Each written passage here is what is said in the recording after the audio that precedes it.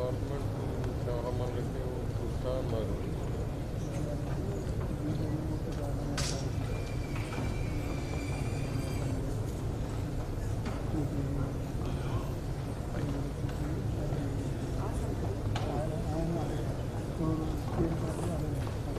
సీఎంగా పట్టున్నాడు ఆయన.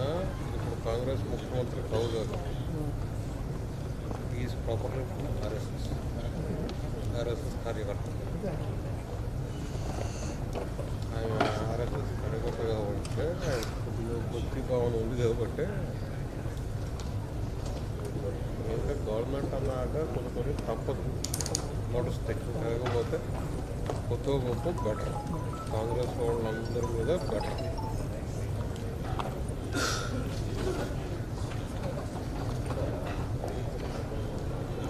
కష్టపడి నిలిచిన ఉంది, పని చేసే తత్వం ఉంది.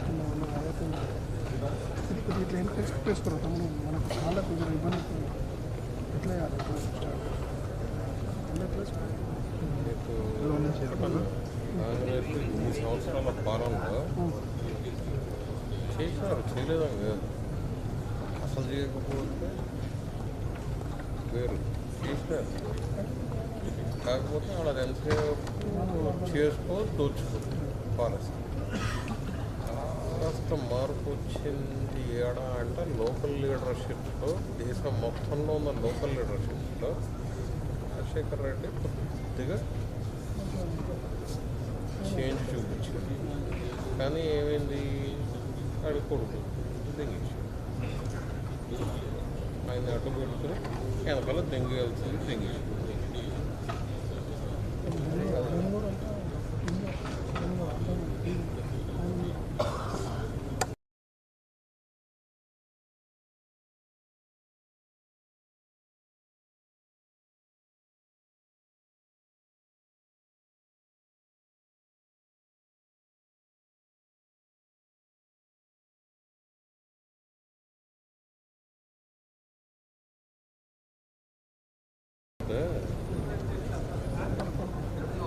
జగన్ స్టేట్లో అడుగు పెట్టడానికి వీల్లేదు అని చెప్పి డైరెక్ట్ అడుగు ఇచ్చింది రాజశేఖర రెడ్డి. అందుకే మీరు ఒకవేళ చూసుకుంటే పరిటాల్లో కోరుకున్నంత కనిపించేటోడు కాదు, బెంగళూరులోనే ఉండేడు. ఎప్పుడైతే తర్వాత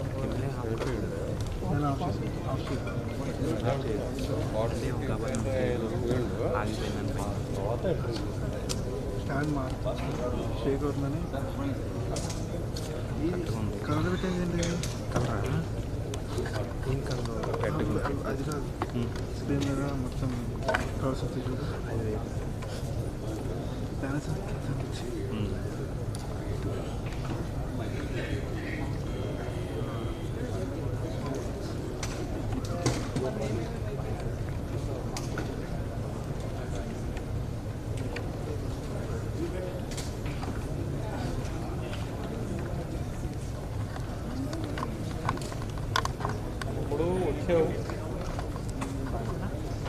వచ్చావు. అడుగు అయితే ఓకే ఉంది. టేబుల్ వేసుకుంటే బెటర్. ప్రోగ్రామ్ ఎంతసేపు ఉంటుందో తెలియదు. ఇప్పుడు నేను పెట్టుకున్నట్టు చక్కగా స్టాండ్ వేసుకొని బ్యాగ్ కింద పెట్టుకొని 5G దాని మీద పెట్టుకోవాలి. టేబుల్ వేసుకుంటే బెటర్. ఎందుకంటే ప్రోగ్రామ్ మన వాళ్ళు ఎంతసేపు ఇది ఉన్నాయి, దీనికి ఉన్నాయి. కాకపోతే దాని మైకుకున్న RF ఒకటి తీసేసి కేబుల్ వేసుకొని పెట్టుకోవాలి. సేఫ్ జోన్లో ఉంటాను. నడుచుకుంటారో తర్వాత బ్యాటరీ మీద ఎంతసేపు ఈ ప్రోగ్రామ్ అయిపోయేటప్పుడు కేబుల్ తీసేసి పెట్టేసుకోవాలి. 5Gకి కూడా స్టాండ్ వేసుకోవాలి. స్టాండ్ కింద బ్యాగ్ పెట్టుకోం, 5G దాని మీద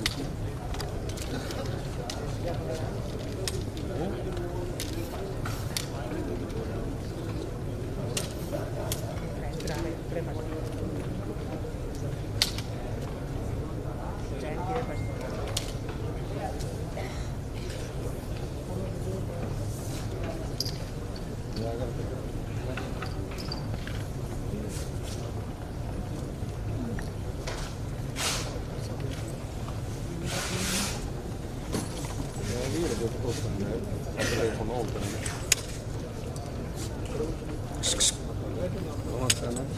చాలా రోజులు కలిసి అవపడుతూనే ఉంటాం. ఏడా కనిపిస్తున్నాం ఫీల్డ్కి కలిసి అవపడుతూనే ఉంటాం. ఎన్ని రోజులు ఫీల్డ్ స్టూడియోనా? రాజకీయ కుట్రలు కుతంత్రాలతో ఆడ నలిగిపోయావా? బయటకు వచ్చేసినావు. నలిగిపోయినావా? ఆడికి బయటకు వచ్చినావు. చాలా నువ్వు ట్యాగ్ చూసి మాట్లాడతలే. నాకు మారిపోయింది, అది అర్థమైంది. ఎర్ర కలర్ వచ్చింది, కలర్ ఎర్ర వచ్చింది, నీలం రంగుకి వెళ్ళి ఎర్ర రంగులకు మారింది. అర్థమైంది. అందుకే అవపడుతుంది. కొంచెం కనిపిస్తాను అట్లయితే. అన్నగారు నమస్తే. నువ్వు ఎర్ర టీషర్ట్ వేసుకుంటున్నావు, ఎర్ర ట్యాగ్ పెట్టుకున్నావు. ఏంటిదన్న అసలు ఇదా? ఏమిటి ఇది నార్కోటిక్స్ సంబంధించి డ్రగ్స్ ఏమంటారు అవేర్నెస్ ప్రోగ్రామ్ పిల్లలు పేరెంట్స్కి స్కూల్స్కి స్కూల్స్ స్కూల్స్ టీచర్స్ ఏమంటారు స్కూళ్ళల్లో వచ్చిన తర్వాత పిల్లల్ని పట్టించుకుంటున్నారు. ఈడికి మొత్తం స్కూళ్ళలో నేర్చుకుందని చెప్పేసి ఒక అదేది మా పోలీస్ డిపార్ట్మెంట్ వాళ్ళది అది చేస్తారు. పిల్లల్ని టీచర్లు కూడా పట్టించుకోవాలి. స్కూల్లో ఉన్నప్పుడు వాళ్ళు ఎక్కడ ఆబ్సెంట్ అయితే 1-2 రోజులు ఆబ్సెంట్ అయ్యారు, ఈ టైంకి పోతున్నా ఏం చేస్తుంది వాడు ఏం చేయాలి అని చెప్పేసి అవన్నీ చేయాలి. అది శాతం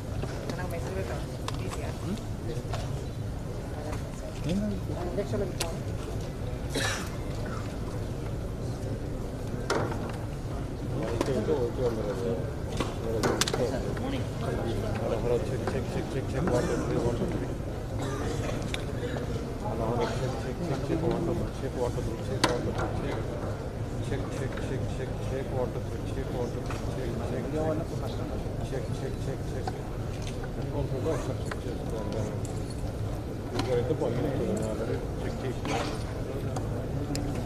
ఆడబెట్టేస్తారు. ఆడన్నాడు ఆడన్నాడు ఏది అఫీషియలా?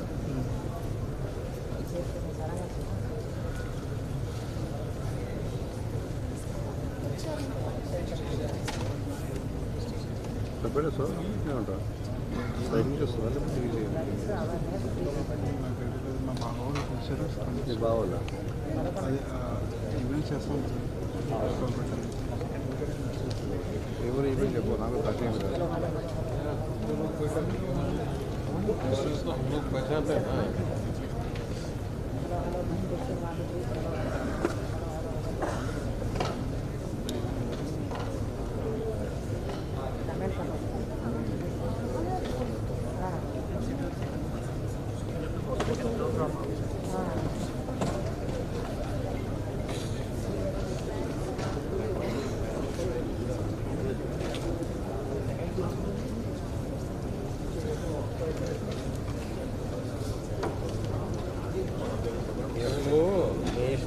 కింద నుంచి పెట్టుకో, ఫ్రీ చేసుకో, కేబుల్ ఫ్రీ చేసి పెట్టుకో, నీకు కూడా ఇబ్బంది ఉండదు.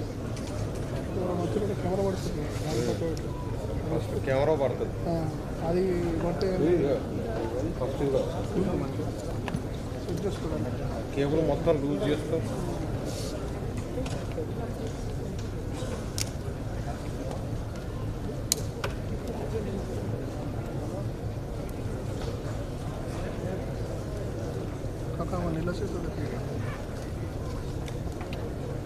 Test.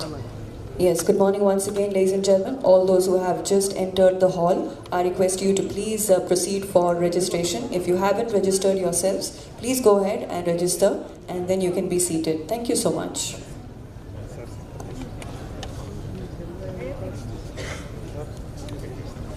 కెమెరా ఇక్కడ ఉంది సార్, పైన ఈడ ఒకటి ఉంది. ఇది మరి ఏమిందో నేను ఏంటి సార్?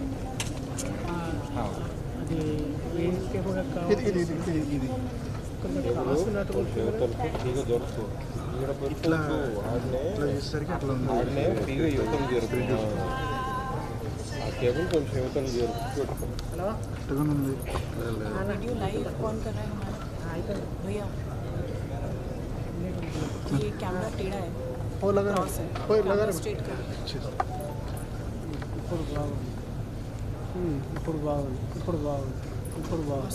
మీకు తెలియాలి అనుకుంటే ఆ లెటర్స్ ఉన్నాయి కదా ఆడ బాటర్ తీసుకొని ఒకసారి చూసుకో. कैमरा नहीं दे पड़ता ఇప్పుడు బాగుంది నవ్ క్లియర్ एप्पड़ी और की రాస్తుంది स्ट्रेट చేస్తే బాగా చూసుకోవాలి భయ్ బ్యాగ్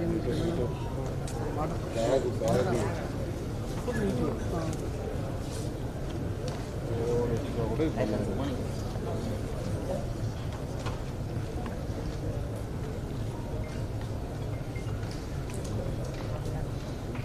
ఆపేసి అది కూడా ఓకే 11 మంది పెట్టకపోయి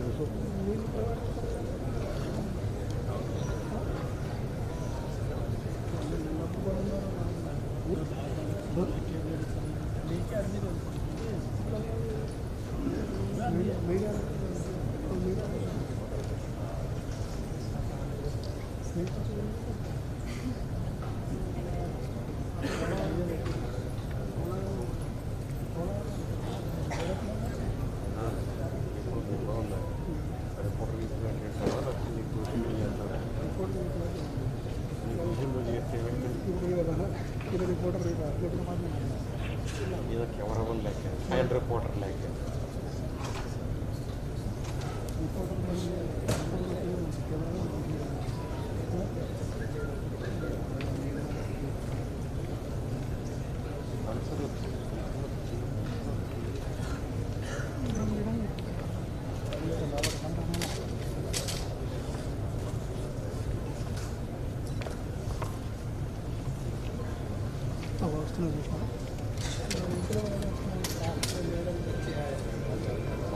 పట్టించుకోరు ఫస్ట్ పబ్లిక్ ఇస్తారు ఆ తర్వాత మన దానికి వస్తారు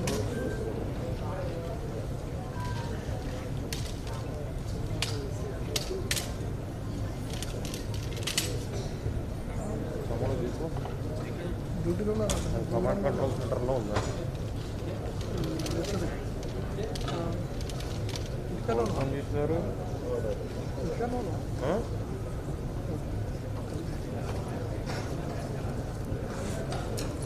హలో ఎవరు phone చేసినారే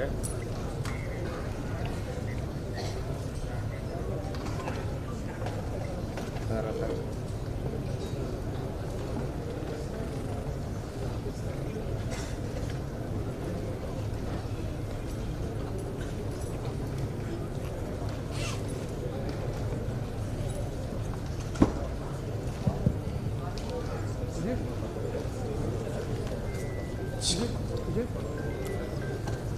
Yes, ladies and gentlemen, we shall be distributing, providing water bottles to everybody in the audience. So yes, please remain seated, remain comfortable. We will be providing, coming to every seat and providing water bottles to everyone. Thank you. Good morning already 5G తీసుకుని command control centre కూడా ఉందన్న రాఘవేంద్ర ఇక్కడికి రమ్మంటే అదా phone చేసి అడిగినారంట కదా అదే ఇక్కడ ఉందన్న ఆల్రెడీ నేను 9:40కే ఉన్నా ఇక్కడ రిపోర్టర్లు అంటే మిగతా వాళ్ళు అయితే పోతున్నారు మిగతా వాళ్ళు కెమెరామెన్లు ఇద్దరు ముగ్గురు పేపర్ వాళ్ళు పడుతున్నారు మన ఛానల్ వాళ్ళు అయితే అదే మనము ఏబిఎన్ V6 HMTV ఉన్నారు రిపోర్టర్ అయితే ఎవరు రాలేదన్న కెమెరామెన్ వస్తారు HMTV రిపోర్టర్ ఉంటారు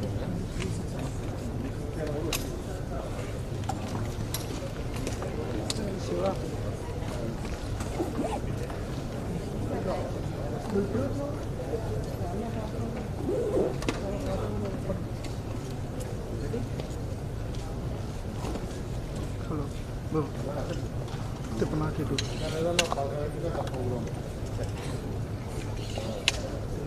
ఎందుకంటే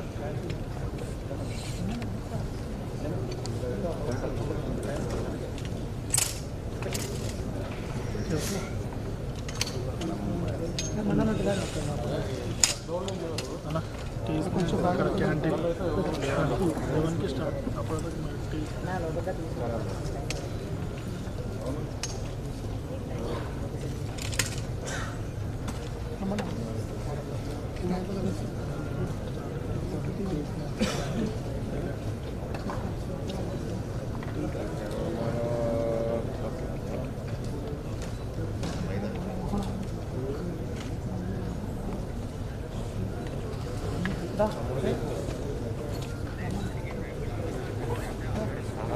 చెప్పినా ఆల్రెడీ దుర్గేష్తో మాట్లాడినా అంటే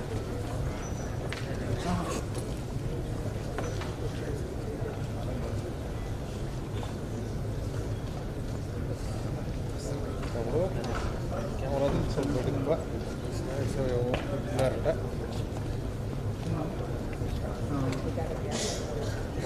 అయినా కూడా కెమెరా మనం సేఫ్టీ చూసుకోవాలి.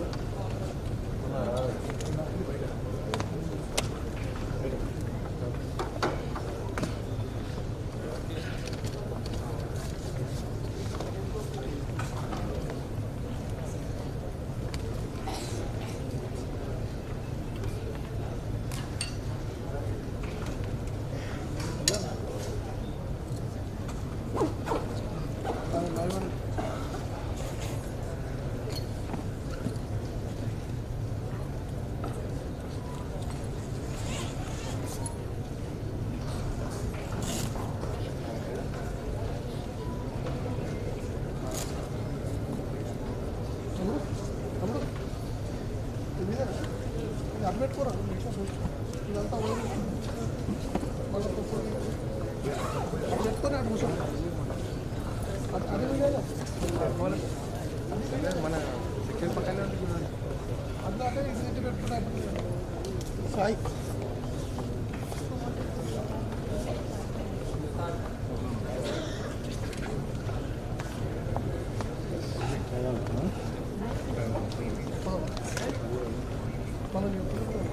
మీడియా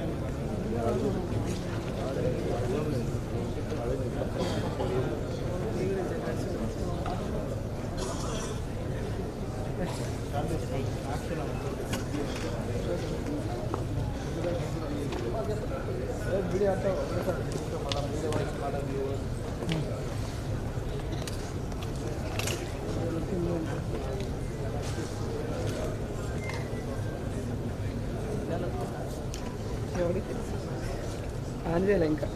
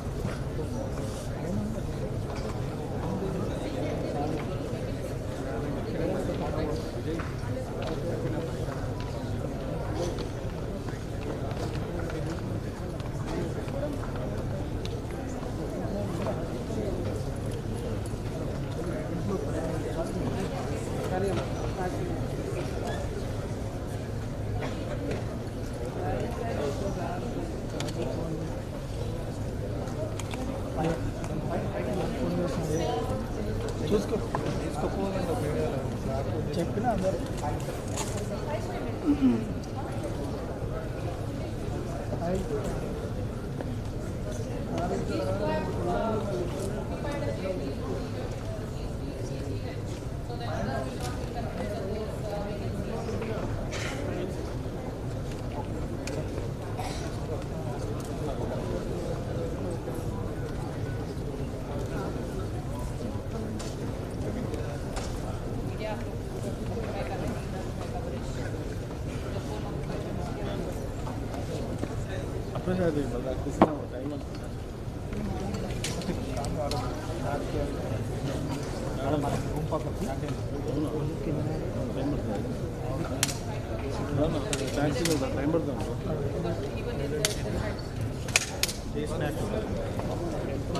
క్యాంటీన్ పక్కన మా రూమ్ పక్కన క్యాంటీన్.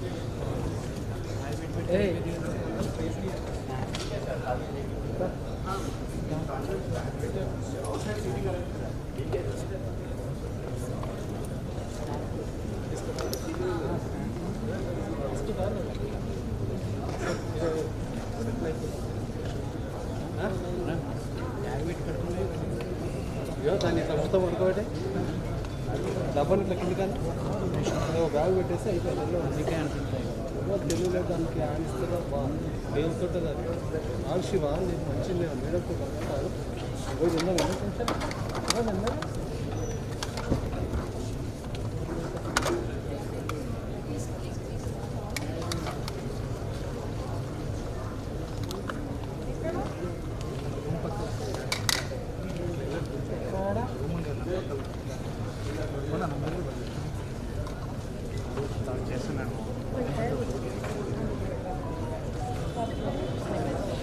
అంతే అట్లా పెట్టి ఇట్లా అంతే లోపల ఇటు పెట్టేసి అయిపోయి దానికి దాన్ని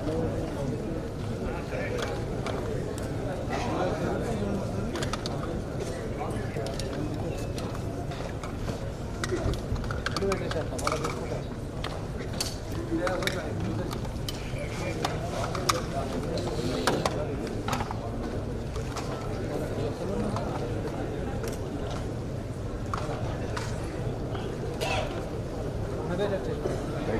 అది ఇటు పెట్టు side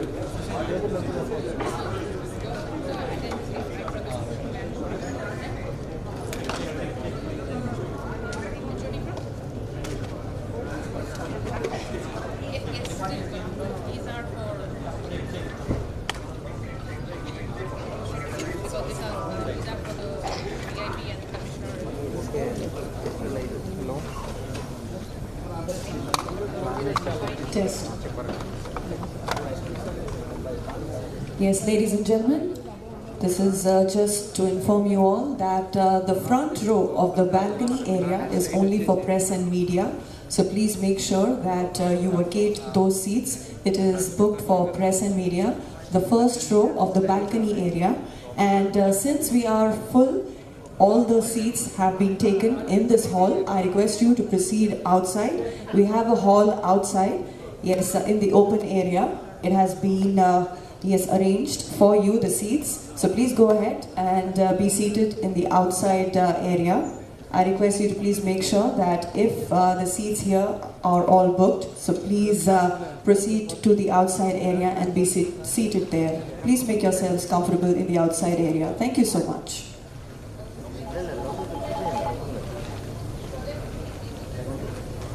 And also to inform you, please do not keep your bags on chairs and be away from the chair. Please make sure that you are seated on the chair with your bag because others can come and take the seats. So please don't block the seats by keeping your bags because we have a lot of people who would want to use that chair, that seat. So please don't block it by keeping your bags and belongings. Thank you.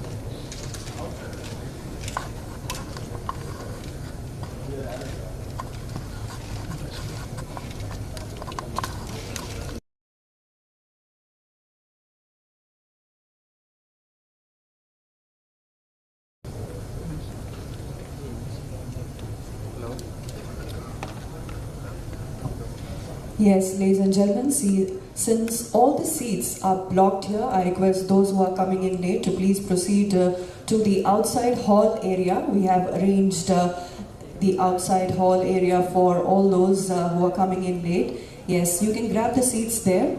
So I request you to please proceed to the outside hall.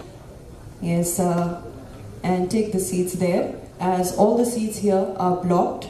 And please make sure that you do not block any seat by keeping your bags and belongings so that we have people who are standing and would want that seat. So please make sure that your bags are with you. And the first row of the balcony area is for press and media only. So if you're seated there, I request you to humbly please make way for press and media, the front row of the balcony area.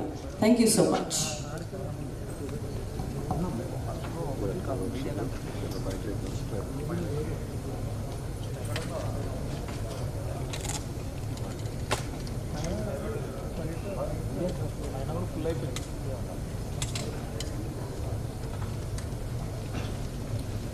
Yes, we are all blocked here with the seats. So I request you to please proceed to the hall area, ma'am. All those who are coming in, I request you to please proceed to the hall area outside. We have arranged the stage, the seats, everything is set up there for all those who are walking in late. You can grab the seats outside.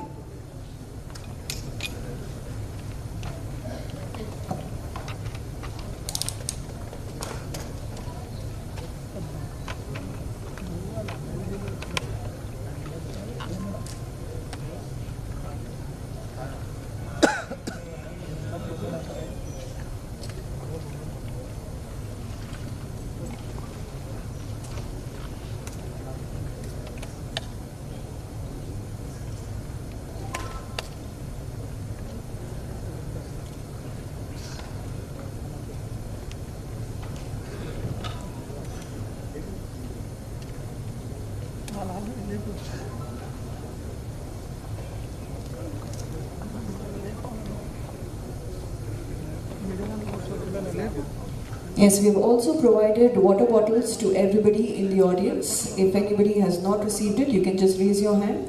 Our helpers, usherers are here. They will provide water bottles to you. If anybody has not received it, you can just raise your hand. Okay, we have few people in the balcony area. So I request our helpers to please proceed to the balcony area. Thank you so much.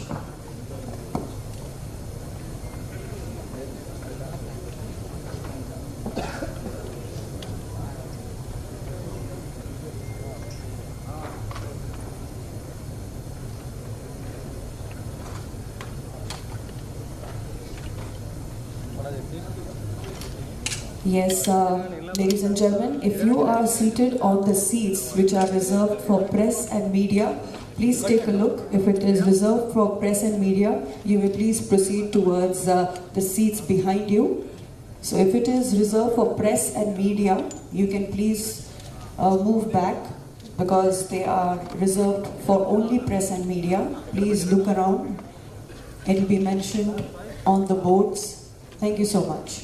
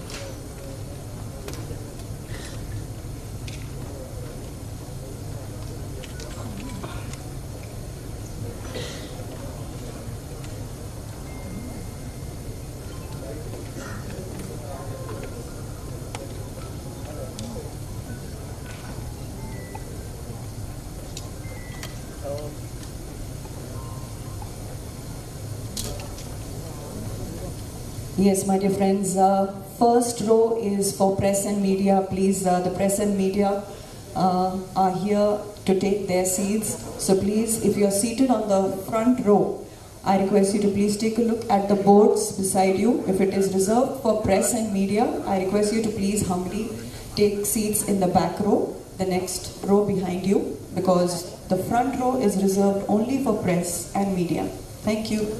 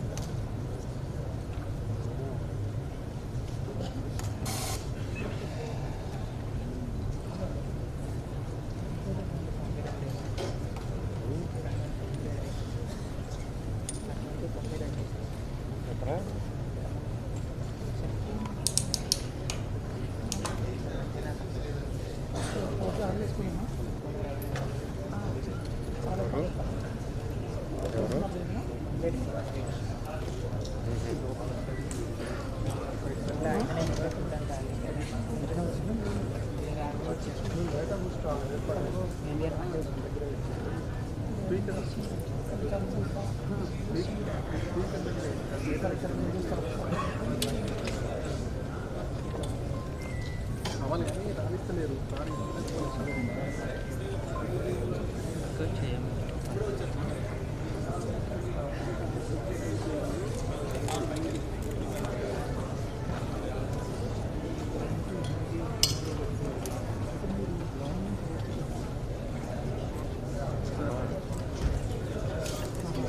ఇది ఒక్కసారి ఒక 2-3 visuals ఉన్నాయి పంపిస్తున్నా.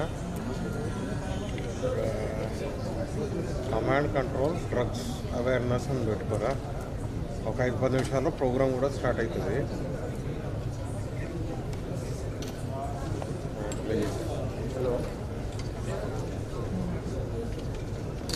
Command control drugs awareness అని పెట్టండి. Yes, ladies and gentlemen, like mentioned, the front row is for press and media only. So please request you to please make sure that you give them the seats, make way for them. And also I request you all to please place your mobile phones on the silent mode so that we can focus on this forum. It'll be an informative forum, so I request you to please make sure that you pay full attention. And also please place your mobile phones on the silent mode. Thank you so much. Raja, how are you?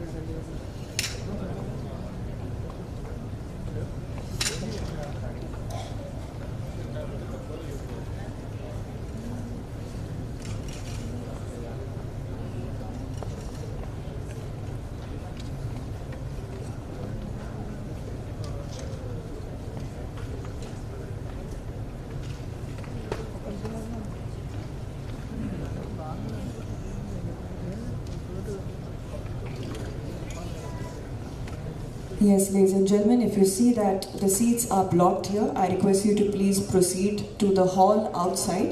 We have arranged seats outside in the hall area. You can proceed outside because if the seats are blocked here, yes, you will not be able to be seated, and we would request you not to stand, but please proceed to the outside hall area, and you can watch the forum, yes, beautifully on screen. So please go ahead to the outside area. Thank you so much.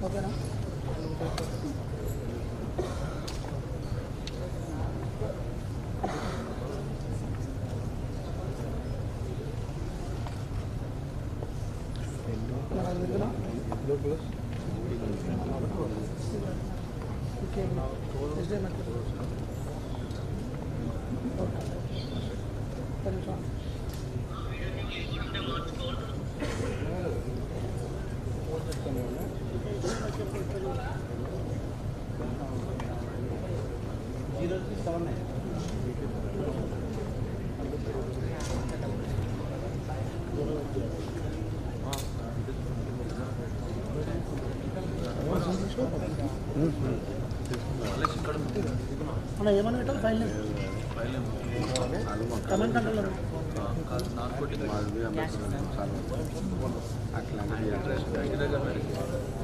అందరే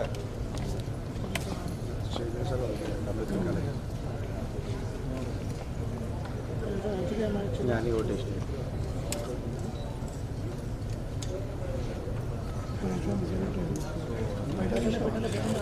బయట only అప్పుడు stalls అదొకటి తీసుకోవాలి.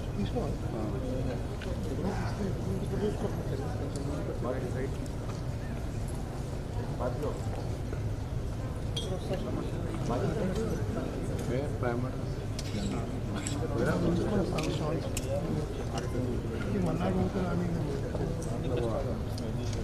Vehicle ఇవ్వాలి.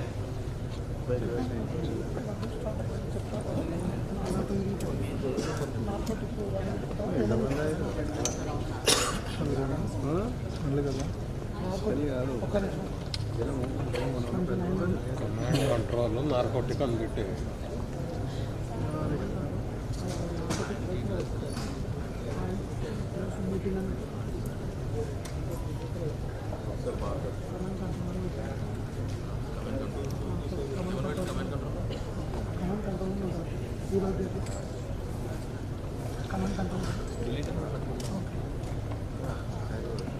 Okay right ఇప్పుడు ఏదైనా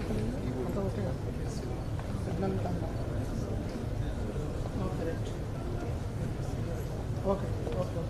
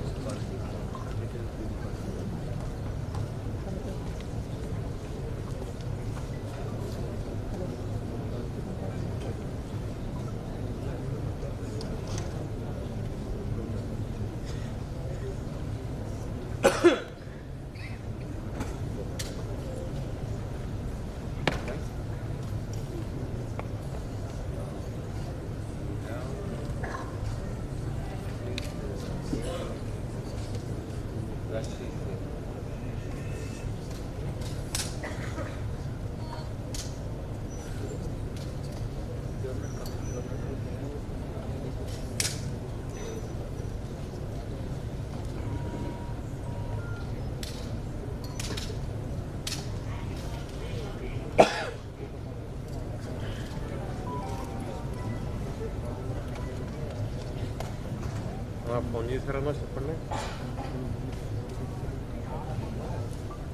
అన్నా. Spot already on చేసి పెట్టాను.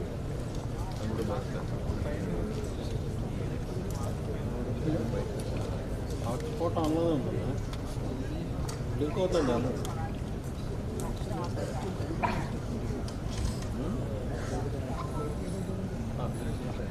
డబ్బులు కూడా వచ్చింది. స్టార్ట్ అవుతుంది ఇంకా స్టార్ట్ అవ్వలేదు. అవుతుంది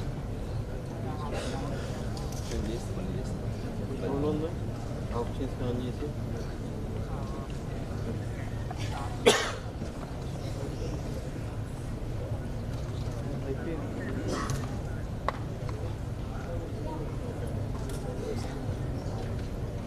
ఇక్కడ 2.9 MBPS ఉంది.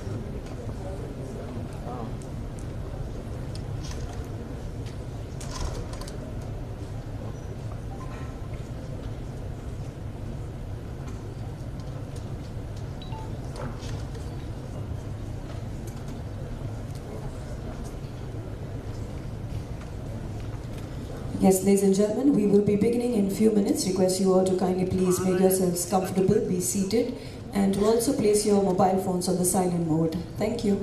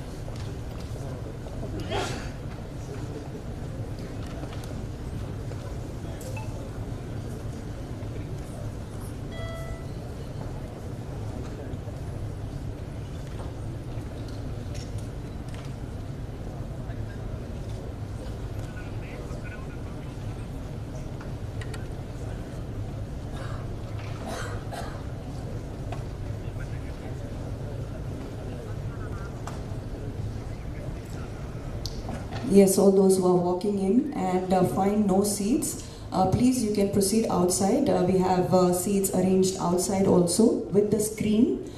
So we have the stage, screen, seats all arranged outside in the hall area. So you may proceed outside and grab those seats. Thank you so much.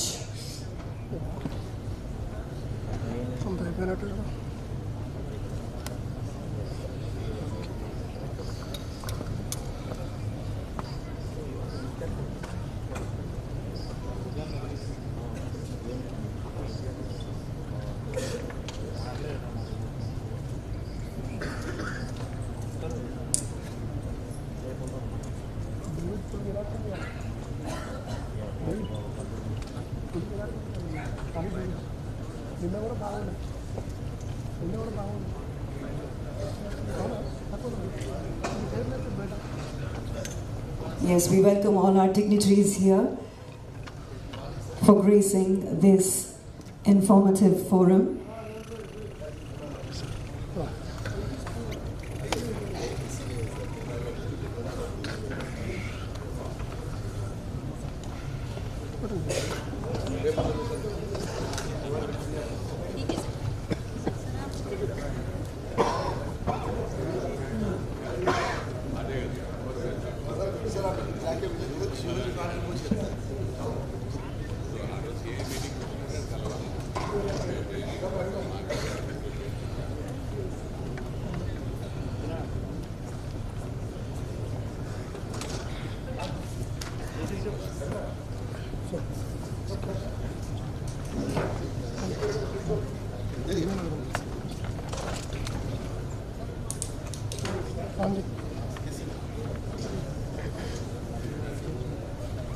దాన్ని వరకు వేసుకో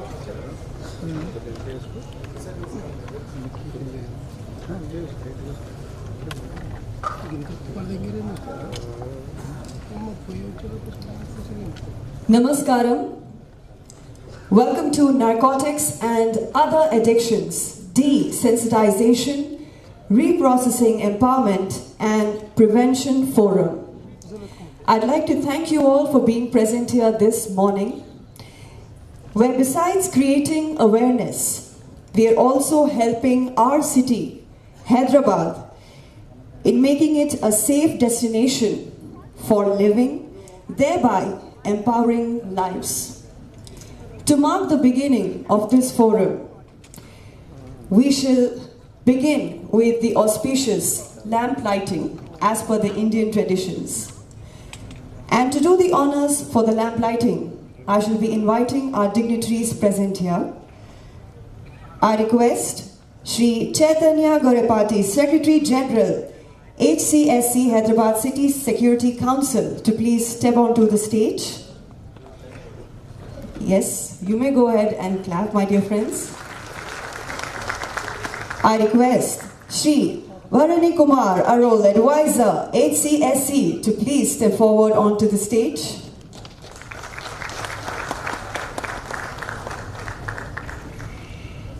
I request Shri Shrikant, Joint Secretary, Anti-narcotics Forum, HCSC, to please join us here on stage. I request Shri Kutakota Srinivasa Reddy, IPS Commissioner of Police, Hyderabad, and Chairman, HCSC, to please step forward onto the stage.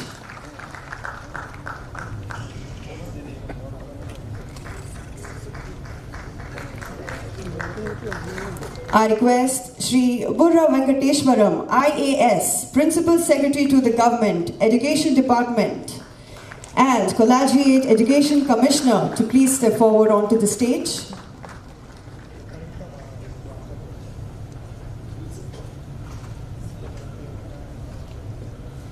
I request Shri Sandeep Chandelier, IPS Director, Telangana State Anti-Narcotics Bureau, TSNAB, to please step forward onto the stage and join us for the lighting of the lamp ceremony. I also request Dr. Tarun Joshi, IPS Commissioner of Police, Rachakonda, to please step forward onto the stage.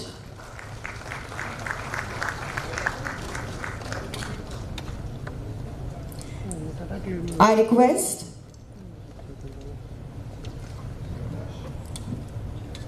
Shri Avinash Mohanty, IPS Commissioner of Police, Cyberabad, to please step forward onto the stage.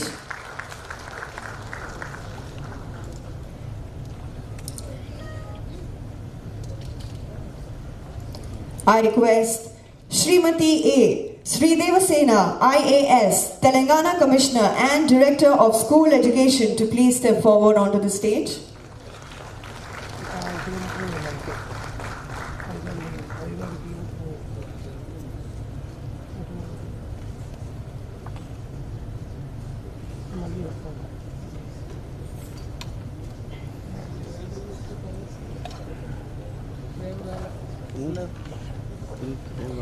I request Shri Vikram Singh Man, IPS Additional Commissioner of Police, Law and Order, to please join us here on stage.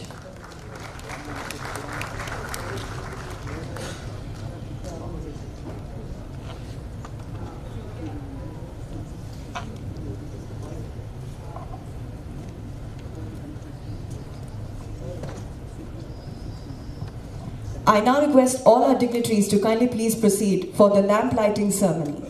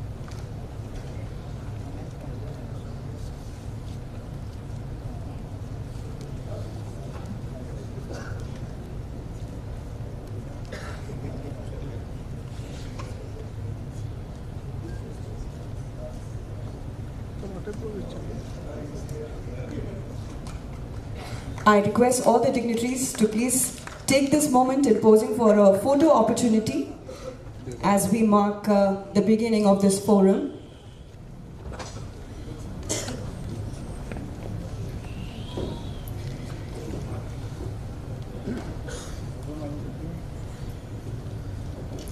I now request Shri Kondakota Srinivasa Reddy, IPS Commissioner of Police, Hyderabad and Chairman, HCSC, to welcome Chief Guest Shri Burra Venkateshwaram, IAS Principal Secretary to the Government Education Department and Collegiate Education Commissioner, with a sapling.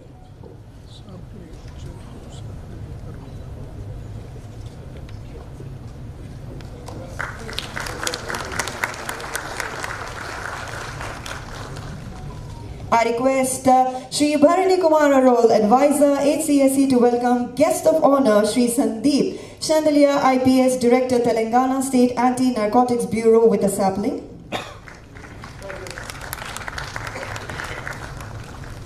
I request Shri Chaitanya Gorepati, Secretary General, HCSC, to welcome special guest Dr. Tarun Joshi, IPS Commissioner of Police, Rachakonda, with a sapling. I request Shri Shrikant, Joint Secretary, Anti-Narcotics Forum, HCSC, to welcome special guest Shri Avinash Mohanty, IPS Commissioner of Police, Cyberabad.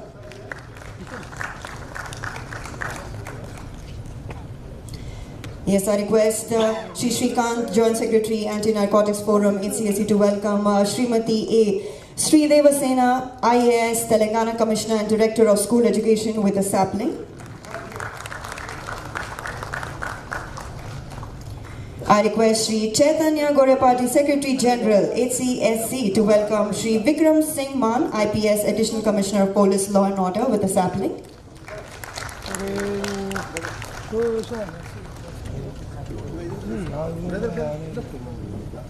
I now request Shri Shrikant, Joint Secretary, Anti-Narcotics Forum, HCSC, to begin with the proceedings.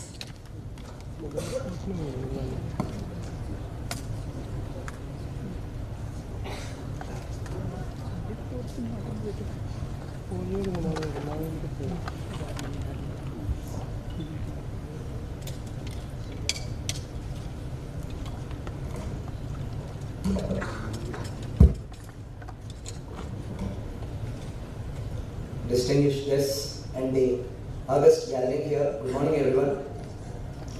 On behalf of Hyderabad City Security Council, School Education Department and Hyderabad City Police, we take this opportunity to gather here to address the unending and serious problem of narcotic abuse now, which has penetrated even to the Tier 2 cities and villages, with recent incidents in areas as far as 200 kilometers away from Hyderabad. So this is to build a joint initiative and consensus among all of us on ways and means to tackle this. On behalf of these three organizations, we have done intense research across the world on how certain programs like awareness programs and prevention programs on narcotics abuse have been implemented, and what are the effective programs that have created an impact, what are the programs that have proved ineffective.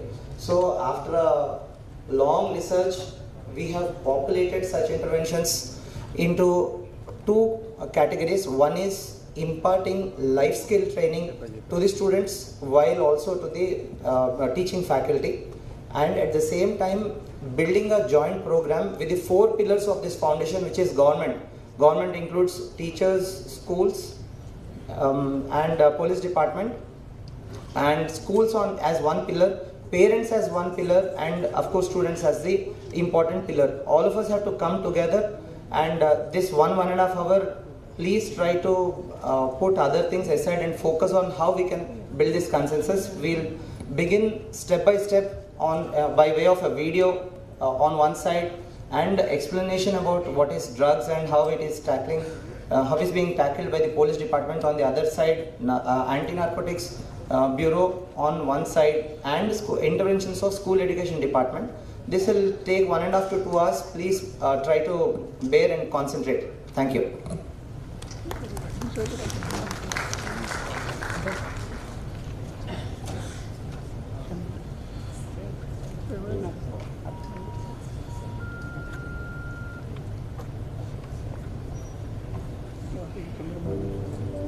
Cities are the backbone of any country's economy, and they keep our economy strong and help the world grow. But there's a big problem hurting our neighborhoods: drugs.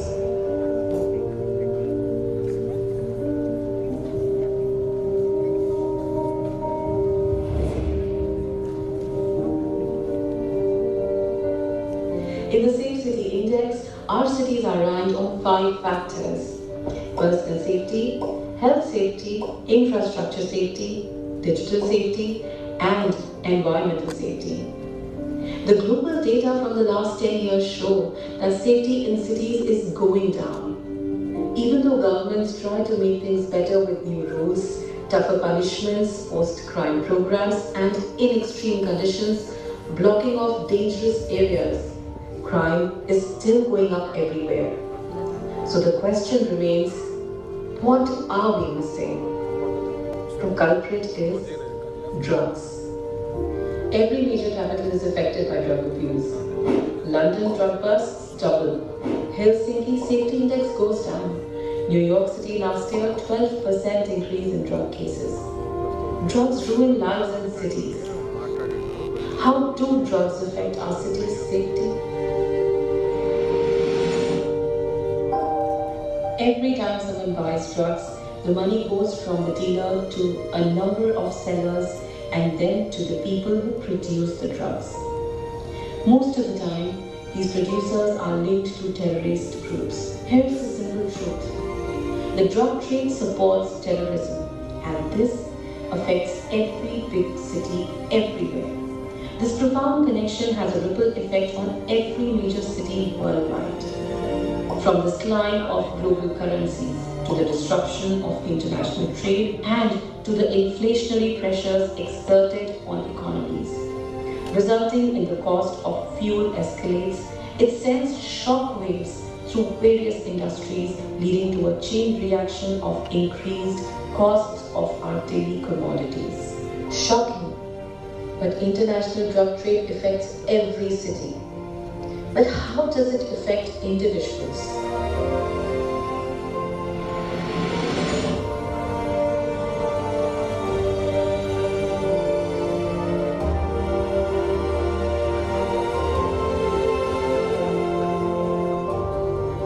War Zones today gives a glimpse into addiction. Brace yourself for the real truth about modern war. The escalating drug use among terrorists renders their pain receptors numb, transforming them into zombies capable of inhuman acts.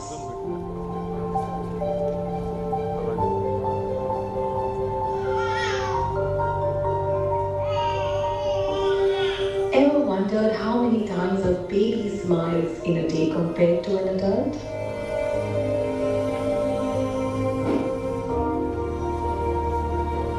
Shocking. Babies are a perfect balance of 4 happy hormones: serotonin, dopamine, endorphins, and oxytocin.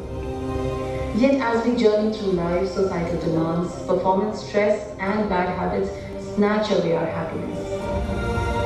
Modern children find themselves ill-equipped with essential life skills, like how to navigate emotions, managing energy, and understanding how to fine-tune their bodies into effective machines. It's like thrusting someone into the driver's seat of a car without a manual or a driving instructor. When the inevitable accident occurs, often in the form of addiction, we point fingers at the driver, failing to acknowledge the flawed system. The roots of addiction stretch back to the tender years of childhood. Innocent beginnings, perhaps with a piece of candy or a fleeting glimpse of a YouTube video. We inadvertently train our kids in unhealthy dopamine highs. Mix in this world of cutthroat competition where insecurity takes root. We are unknowingly nurturing the very seeds that grow into future addiction. Enter drug addiction into the mix. It hijacks the brain's reward system. Normally, simple activities like eating, spending time with your loved ones triggers happy hormones. But drugs throw the system off balance, causing a flood of dopamine. Over time, the brain gets numb to regular joys, only finding pleasure in drugs. Scary brain scans reveal the truth. That under habitual influence of drugs, a person transforms into a soulless animal capable of doing unimaginable, inhuman acts. That's why it is so important to teach life skills from a young age. It's like empowering youngsters with a permanent shield against falling into any kind of addiction, and mentally prepares them to handle challenges more effectively, steering them towards a healthier and a stronger future. Why are governments and current drug programs globally failing? Let's break it down. There are two types of drug users, accidental and intentional. An accidental user, often influenced by peer pressure or unknowingly, stumbles into the world of drug consumption. On the other hand, an intentional user consciously and knowingly engages in drug use, fully aware of the potential negative effects. Here's the catch. The majority of drug programs worldwide primarily target prevention initiatives aimed at the 10% of accidental users, inadvertently sidelining the significant 90% of intentional users. Due to the limited treatment options provided to intentional users, crime rates are escalating globally.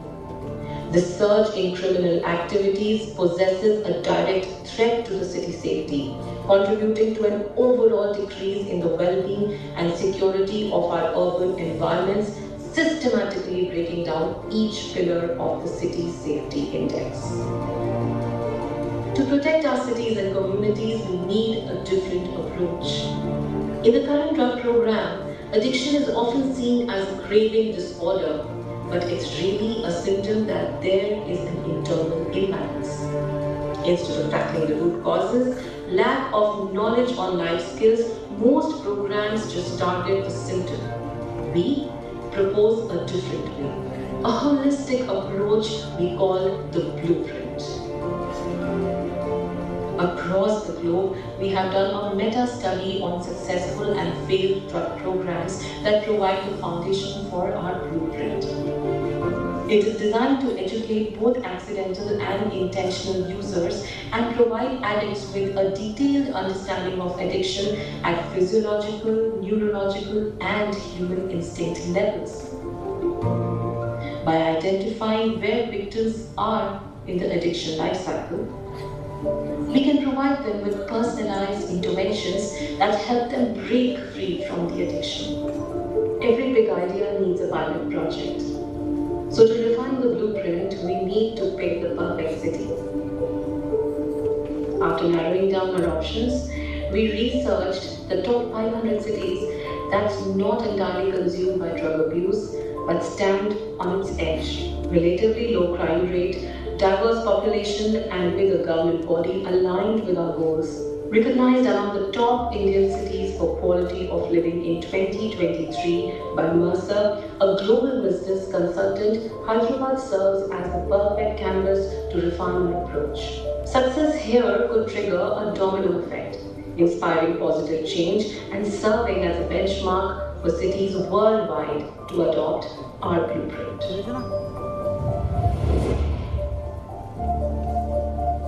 It's a big challenge with high stakes, and we need to act now. We are spreading this message across continents, calling on experts and visionaries from around the world. Together, we can free our cities from drugs.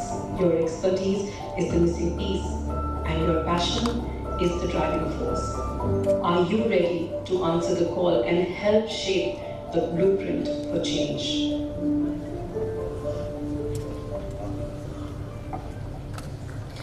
Thank you so much. Yes, we can clap for that. It was indeed an enlightening presentation, and thank you so much, Sri Srikant, for setting the tone. For the forum, I now request Sri Chaitanya Gorapati, Secretary General, HCSC, Hyderabad City Security Council, to please introduce HCSC. Thank you so much, and good morning to everyone. Firstly, a very hearty welcome on behalf of HCSC to the entire gathering here. This is by far our biggest event that we've done under the aegis of HCSC, which is about a 4-year organization. You know, what you've seen here is the launch of a very prestigious and a path-breaking initiative towards the eradication and addressing the anti-drug issue. However, while we speak more about it and all our chief guests speak about the topic over the next hour or hour and a half, I wanted to take a few minutes to talk to you about what HCSC is. What do we do? What is the organization? And how is it that all of you can play an active role in under the various initiatives that we drive through HCSC? So to begin with, HCSC is a not-for-profit organization, and it's a joint collaborative effort. It's an entity, and it's a joint collaborative effort between the Hyderabad police, the corporates, and the entire community and citizens at large. So we have a very strong governance and a strong organization with our esteemed Commissioner of Police being the chairman of the organization, and I leading it as the secretary. But we also have different forums which I'll talk to you about, and each forum is governed by a combination of representation from the police and the civilians. So the convener of each forum is usually the functional head and the representative from the police department, and as usual subject matter expert from the civilian is the joint secretary of each forum. So we have 6 forums as part of HCSC, and we drive multiple initiatives through these 6 forums. So the first one is the anti-narcotics, and today's event is part of the anti-narcotic forum that we're launching the NADREP and everything else that you'll hear from us. The second forum is Traffic Forum, where we look at initiatives that can drive interventions from an education and also from awareness of traffic issues. The third forum is the cyber security. Again, a very pertinent issue that we're dealing with. Where we launch a lot of initiatives in terms of addressing the cyber security challenges, both at a corporate level, at a business level, but more importantly at a community level. So as part of our cyber security forum, we've as on date trained over close to about 1 lakh students in different colleges, different schools, and various communities as well around the threats of cyber security, and including a lot of case studies, videos, and creating that awareness that lets them know about the challenges and what are the basic precautions that they can take. The next forum is Women's Forum. Again, a pretty active forum where we work with a lot of communities across the different commissionerates, or rather the different subdivisions of the Hyderabad Commissionerate, where we educate at the school level, at the community level, around good touch and bad touch, around the POSH Act, what are the requirements that every corporate or every organization needs to comply under the POSH Act, and we also provide resources where they need in terms of both education or independent committee members under the POSH, etc. The next forum is the Physical Security Forum. Again, a very active forum, and a lot of initiatives that you would see us driving under the Physical Security Forum, where as you probably already aware, Hyderabad has one of the highest density of CCTV cameras across the country. And not just in terms of the CCTV camera, but the physical security forum goes down to the grassroots in terms of a focus on working with the different resident welfare associations, trying to give them very basic training and understanding on fire safety. Why it's important to have a fire cylinder at every house. You know, what are the precautions that you can take? What is CPR?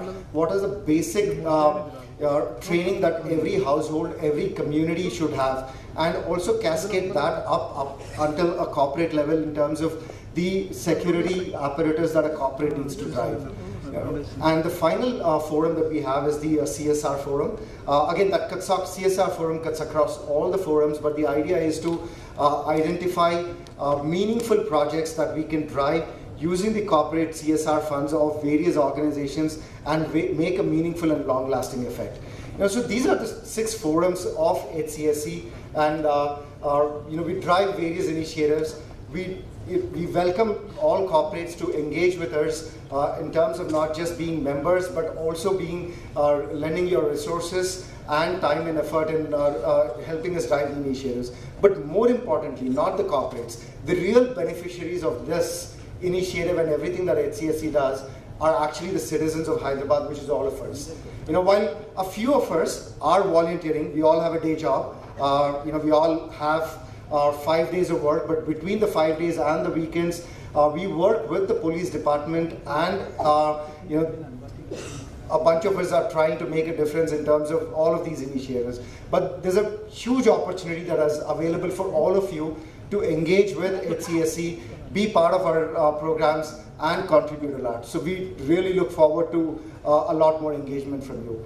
And one of the last point that I want to make is, we have a lot of representatives from various schools here. Schools form a very, very integral part of everything that HCSC does. And one of our very big initiative is to sign up MOUs with as many schools, colleges, and universities.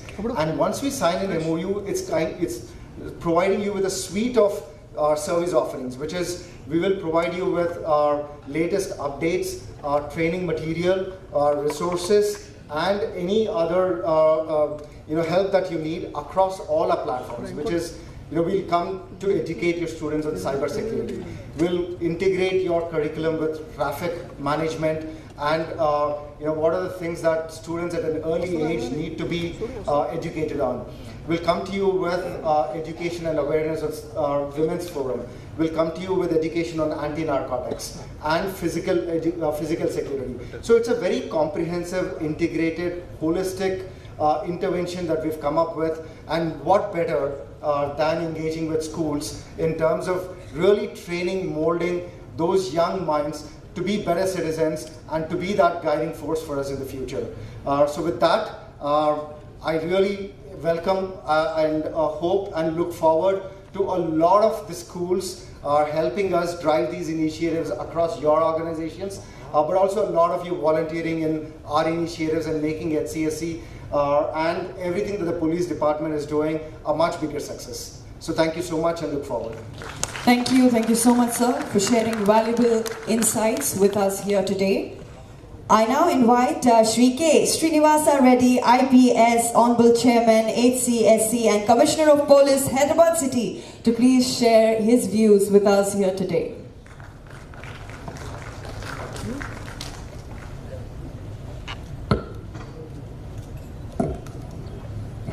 Morning everyone and welcome. It's a great day. Great to see all of you coming in good number. This program is basically organized for the schools and their managements to come from across the tri-commissionates of Hyderabad, the City Police, and Cyberabad City Police, and Rajkonda. And the response has been very, very overwhelming, and that shows your commitment for the cause. In the beginning, the speakers outlined the purpose of this meeting and the need for the cooperation from your side in order to bring a change in the city. Thank you everyone for coming here once again. Thank you those who are outside this stadium, outside this auditorium because of lack of space. But our hearts are with you, we are connected to you. Though we can't see your faces, or you can't see our faces, but our hearts are connected. So you are as much part of this program as everyone else. And actually, it was thought that a bigger auditorium may be taken to accommodate all the about 800 plus, I believe, or it could be even more. I don't know what is the number right now. I think maybe around 1,000. The more people are sitting outside than inside. So we also thought of putting it in some other location, but then we thought it would be appropriate that we have it here in the City Police Commissionerate headquarters, which is also a landmark building. And many of you would also be interested in seeing this and having a brush with it. So that is the reason. So some of you are sitting outside, but let me again reiterate, we are connected to you through hearts. And let me begin saying this: Guru Brahma, Guru Vishnu, Guru Devo Maheshwara, Guru Sakshat Parabrahma, Tasmai Shri Gurave Namaha. Guru is everything. Guru is the God. He is all three forms of the God. And that is where the civilization takes its shape. That is where the young minds and the impressionable minds are shaped into the great creative talents. And with this soul thing in our mind, we thought it is imperative to involve the schools in these tri-commission rates to start with, so as to address this problem of drug menace in our state, and particularly in the urban areas of Hyderabad, Cyberabad and Rachakonda. Friends, every day we listen. Before I became CP here, when I was in some other post, so every day we listen to the stories that the drug abuse is increasing and it is reaching the nooks and corners. It's not leaving the schools and colleges. It's available all around the educational institutions. The drug peddlers are penetrating into the school grounds and the school classes, inside even. And it's not limited to the urban areas. It has even spread to the rural areas, as evidenced by the fact that several seizures of the drug lacerated toffees, chocolates, etc. being seized from outside the schools, from pan dabbas, from the shops that are selling provisions, etc., etc. So the parents express their concern whenever we meet them as police officers, even when as relatives, but they see us as police officers. Our parents express the concern that it is spreading. It's like wildfire. Maybe little exaggeration. Maybe the fearful concerns about this make them speak so, but it can't be denied altogether. It is here to stay. The drug problem is here to stay in our cities, and we have to address it and nip it in the bud. And as you know, and as you have seen in the presentation, it's a bigger menace. It's not just an addiction to a bad thing or to a bad habit. It's not just an addiction where just health of an individual gets affected, and of course the family, the welfare of the family gets affected. Drug network is so big, so bad, so wide, and so wild, and so cruel that it affects the whole nation. It affects the whole international community. The money proceeds, the illegal proceeds, they land into the hands of terrorists who fund their terrorist activities to disrupt the democratic setups all over the world, including our country. They use it to disrupt the social fabric of the inimical countries, to disturb our moral values, the moral moorings, to disturb the nation as a civilization and the civilization as nations. Because terrorists have only one thing in mind: divisive, divide and rule, destroy, destruction, nothing else.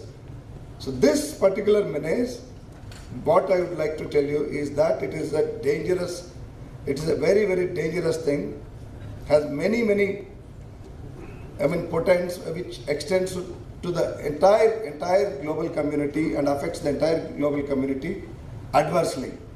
And if neglected, And if it is late, I'm sure sometimes you can never retrieve ourselves back.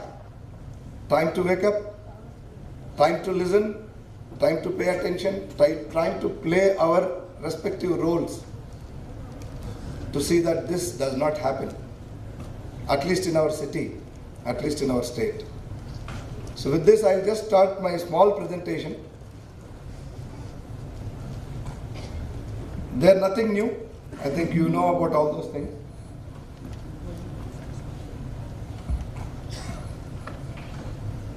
Do you start here? Yes, we invite amongst us Dr. Tarun Joshi, IPS Commissioner of Police, Ratchakunda.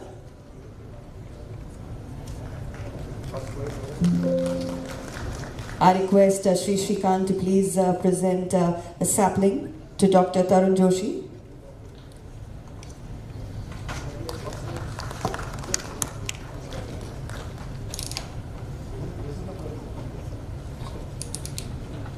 Yeah.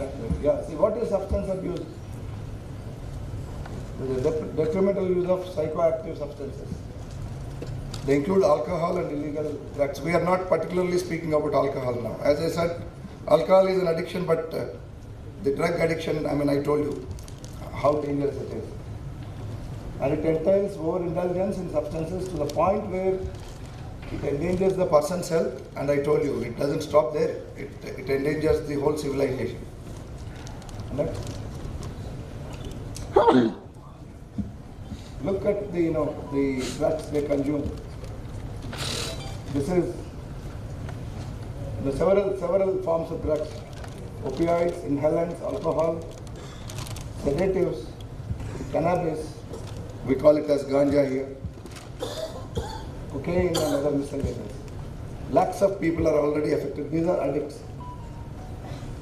And the state-wise prevalence, if you see, Telangana is in pink, and it should not enter the red. Red is the next level of propensity, prevalence.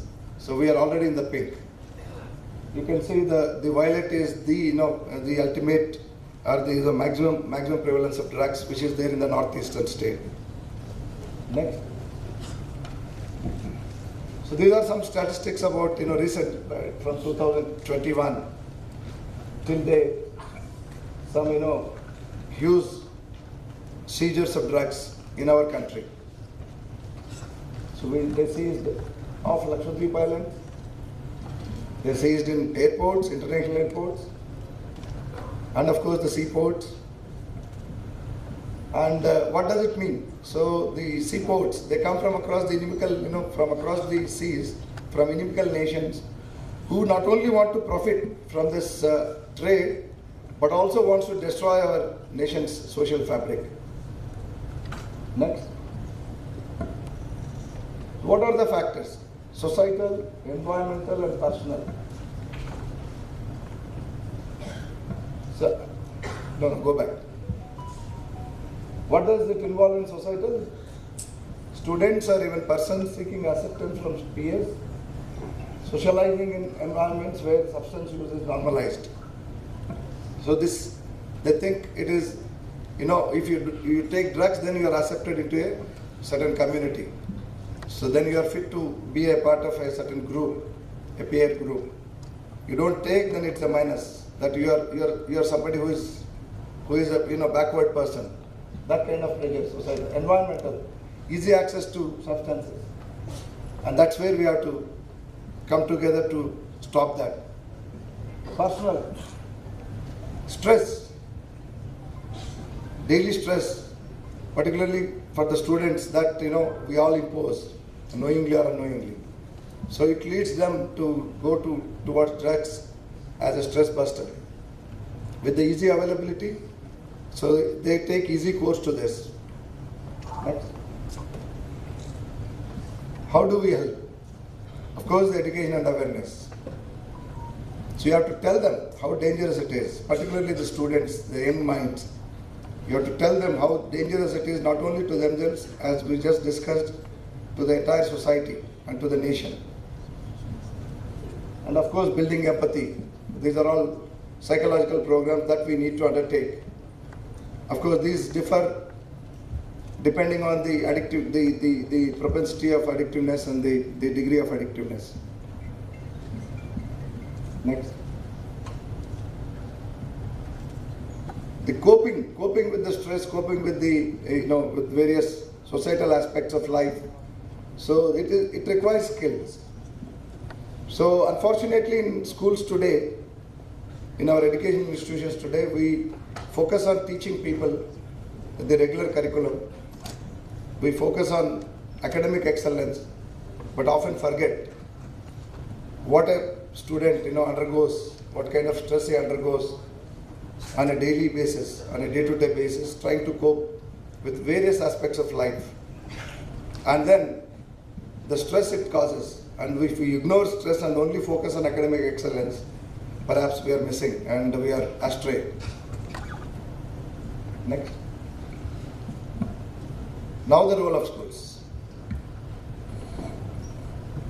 This is what we have gathered here for. And this is where your role is very important to make this city free of drugs. Number one, schools are advised to conduct surveillance of surroundings, shops, to monitor the sale of edibles or objects that may be associated with drug abuse. Any suspicious activity should not be ignored. So I again repeat here that schools should not think that they take fee only to bring academic excellence to the students and to make their parents happy. It's a holistic approach. Education is not a package. Education is all about life, learning skills, moral values, and many others. It's not about just acquiring skills to get into some good jobs and then to become commercially successful. No, we are not. The institutions should not aim at making students commercially successful products. They should aim at making students a responsible and very conscientious citizenship of the nation. So we have to monitor students for sudden behavioral changes. We have mechanisms to even address this, because we have the parents and teachers meetings, association meetings, regularized with government instructions and the government policy emphasizing that. So when you observe, and then these things should be discussed in those meetings. Sometimes, of course, not in the open. Maybe if a child's behavioral changes may not be discussed in the entire group of parent-teachers association, but maybe separately. But generally also in these meetings that you should address the concerns, the general concerns, reminding parents about the responsibility to see the child's behavior inside their homes also. Because many of the parents, in urban areas, they are working, both spouses working. So they leave children in the school and then they come back very late from offices. They may not have time except on the weekends to look for these behavioral changes. So schools have to step in, because as I was telling everyone, the most productive part of a student's life up to his 20-24 years is spent in educational institutions. And that is where, if he is neglected, if you're only focusing on his education and his academic performance or otherwise, then you are certainly wasting the most productive life of his part of his life, and it leads to various dangerous consequences. So schools have to take responsibility even on behalf of parents, because most of the time they are in the school in these important hours on the period of their life. Of course, the academic pressures. So we should not only be focusing, as again and again repeat, but this is important. That's why, at the cost of repeating and reiterating, I say, it's not just the academic performance that we must be focusing on. That kind of pressure should never be put on a student, because it leads to stress, and then the stress is the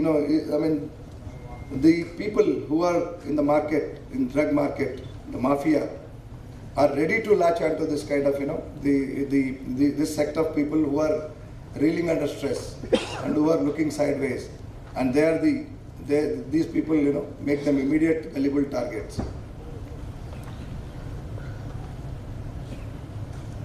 Now, so I'll go to the next slide because we are talking about just one slide again. So to achieve all this, we are talking about the anti-drug committees in each school and what these anti-drug committees should do. So we'll now discuss about that. Next one. This is one pictogram which shows, the 164 pockets of ganja chocolates, 31 kilograms in weight. They were seized in a school, I think in the outskirts of the city. So when I said earlier that the surroundings of the schools and the shops that are selling these drugs, and this is one evidence. And there are many umpteen number of instances. I'm just showing one here. Next. So anti-drug committees, what are you supposed to do? Every school should have it. I think some time back some effort was made, but it remained half-baked, it remained half-hearted. Today, from this place, we must take oath that the anti-drug committees are in place and they work towards freeing the schools and the society from this menace. So every school should have. The nitty-gritties of that will be worked out in consultation with you. Right now we were thinking each school can have 2 teachers. One of them could be even non-teaching staff, but one should be a teacher, certainly. And they need not be permanent. I mean, every 6 months or so you can change them, no issues. And these 2 people who act as drug committees shall carry out these things. They should own the students. The responsibility and accountability for their welfare should be owned up. You should look for the various sources of drugs that are coming inside the school or even outside the school, in the proximity. Often what we noticed is the schools are not concerned about what is happening just outside the campus. They may be concerned only if something inside the campus happens. So if inside the campus these drugs are not still penetrated into, if you think there is nothing wrong and there is nothing, no danger is present, friends, we are wrong. Just outside the campus, just outside your compound walls, a lot of things are happening. It is not proper for us to neglect this. We have to be aware, we have to be conscious of these things. As I told you, a chocolate selling shop or a provision store abutting your compound or just about 100 meters away from your school, or any other, maybe a pawn shop or a hotel, a coffee or tea stall, all of them may be the sources of drug supply. All of them may be supplying drugs to the students when they are coming outside during the recess time. And it doesn't take much time, if you neglect this, it doesn't take much time for them to penetrate inside the school, into the playground. And it doesn't take much time, let me tell you, for it to penetrate into the classrooms. So it is our responsibility. You can't just close your eyes saying nothing is happening inside my campus. So why should I bother about what's happening outside my campus? We are not asking you to go and control these things which are a kilometer away from you or 500 meters away from you. We are asking you to keep your eyes open and act upon those things which are happening in your near proximity, immediate proximity of your schools. The responsibility of schools do not end just by imparting education and then seeing that your campus is clean. Inside the campus nothing is happening. It goes beyond, I have discussed already. So we have to encourage open dialogue sometimes, either with parents or students. Often what I found is the schools are scared of their reputation. Admission about the prevalence of drugs around their schools, if not inside. It seems to be scaring you because you think because it will harm the reputation of your school or college, and thereby your demand for the school may go down, and your reputation, of course, of the school also will be marred. this may be true to some extent. But what is fact and what is in existence, is it proper for us to deny it and close our eyes to that? It is good to maintain our reputation. It is most welcome to see that your schools and also the surroundings are drug-free, and all the efforts that are required you must make, and all the support that is required from police and the education department, you will get it. But if you close eyes to what is happening around and then think that talking anything about it would mar your reputation, would only ultimately destroy not only your school but everyone. So that you should come out of that mindset. There should be a free dialogue with all stakeholders to prevent this menace inside and around your schools. Trained students can become ambassadors. The good students, most of them are good, of course. Academically, some may be lagging behind, but they can be most creative brains. Use them. You can use them. You can use some of the parents, who are very talented nowadays, to design some programs that brings awareness, and they can become your ambassadors. So finally, committee should cultivate a culture of prevention, support and empowerment of a brighter future. Next. So for that, you have to educate yourself. You should understand what is a drug menace, what are the harmful effects of drug, how it comes, what are the various substances. I showed in the very first slide that many people may think drug means something which they put and then put a lighter, then lit it and then smoke. No, some inhalers which look very harmful, maybe like your normal inhalers that are used for cold and cough. And there are many variants. So you should educate yourself. You should educate yourself about we'll help you in this regard. Organize events and clubs focused on sports, arts, music, etc. This is, of course, to alleviate the regular academic pressure under which the students are reeling.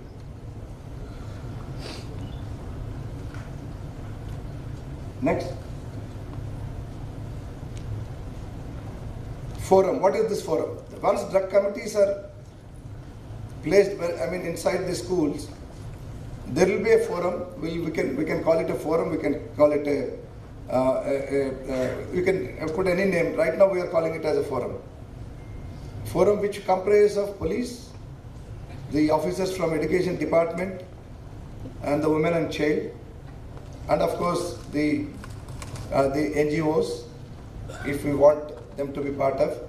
So the certain schools will be grouped under these forums. Say some 15, 20 or 30, 40 schools will be grouped. So if there is anything that is beyond your hands, beyond your reach of things and need the intervention of police or the government, so these forums will be available, and they will be immediately taking what the required steps to alleviate when the things are become a little serious. Example could be a student who is drug addict and then he is refusing to listen, he is creating ruckus, and you are not able to control it even after informing his parents. Or a deadly fellow, a deadly drug peddler who is trying to create problem, who is trying to supply these drugs, narcotic substances to the students, and you find that at your level you can't control it. Otherwise also, as a matter of precaution, I would like to tell here that the drug committees need not take any enforcement action by themselves. It's up to you if you can take, because you have got, schools are big, you have got your own teaching, non-teaching staff, and there are any number of students. So one panwala, if he is selling and then you ask him to stop and he is trying to create a ruckus, it doesn't take much time to control him and then hand over him to police. But still, option is left to you.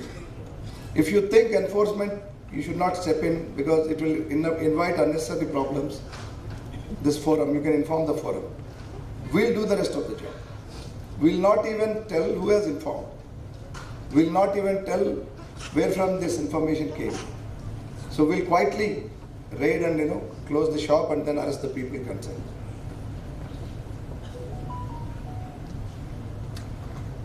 The rest all, of course, are more academic than next slide. The various stakeholders that involve in making our society drug free. And one more thing I want to talk about is the curriculum, which of course our chief guest, Sri B. Venkateshan, the Principal Secretary, Education Department, Education, he will, I think, detail more, and also the Commissioner Education, Srimati Devasena.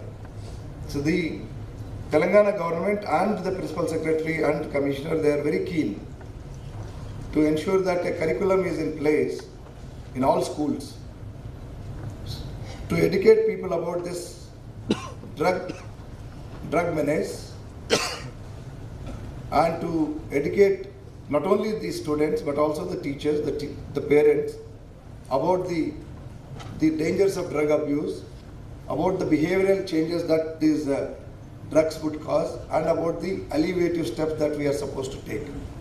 And of course also telling the students about resisting from drugs, how it harms the individuals, how it harms the families, how it harms the society, how it harms the nation, and how it harms the entire global community, how bad it is to take into this, to fall into the trap of drug abuse, and how to come out of it, even if it need be, where there is a need for rehabilitation and de-addiction. So what to be done? So these things all put together, about 20 sessions in a year, in an academic year. So we would request all the schools to adopt it. A draft has been made, a well prepared draft. It will be circulated to all of you, soft copies, and you can suggest any necessary changes in that. 20 sessions in a year, in an academic year of about, I think, 34 weeks, and 20 sessions. So maybe every 2 weeks or 1.5 week a session. It will go a long way in educating our students, their parents, and ourselves about the dangers of this drug, so that people don't easily fall prey because of the peer pressure, because of the curiosity they have, and because of basically, yeah. So because of the fashion or the fad that is there for drugs. This is what I wanted to say from this forum. I once again thank all of you for coming in big number. So from here, we must take practical steps and very, very long-lasting steps to implement these things, to put all these things that have been discussed in place, so that we, in the coming years, we make our city, our state, Telangana state, a drug-free state. The danger is, if you neglect, it is so pervasive and it is so fast, like wildfire, it can encompass all of us in no time. So, better late than never. I think it is already little late, but better late than never. Let's start these things. And before ending my speech here, I thank all the dignitaries who are present on the dais. Today we have, so after me, I am the presiding officer for this function. So, and then I made this introductory remarks. But today you have to listen to the people, the distinguished guests who are present on the dais. Our chief guest, Sri Burra Venkateshan Garu, IAS, the Principal Secretary Education, and our Chief of the Telangana State Anti-narcotics Bureau, Sri Sandeep Sandile Garu, the Director General of Police, and of course the representatives from the police, my colleague, dear colleague from Cyberabad, Avinash Mohanty, dear colleague from Rajkonda, CP Rajkonda, Tarun Joshi, my additional CP Law and Order Vikram, and of course the HCSC. Towards the end, I should not forget the pain and the effort that the Hyderabad City Security Council has taken to organize this event, to make it success. They are very conscientious people. We are lucky to have their support. We are lucky to partner with them. So together now, when we also now partner with you, in this most important campaign against drugs, and together we'll make our Telangana state and Hyderabad and surroundings drug-free. Thank you so much. Thanks for your time. Thank you so much, sir, for the detailed explanation, and thank you for enlightening all of us here. Indeed, we all look forward to a drugs-free Hyderabad. I now request our special guest, Shri Avinash Mohanty, IPS, Commissioner of Police, Cyberabad, to please talk to all of us.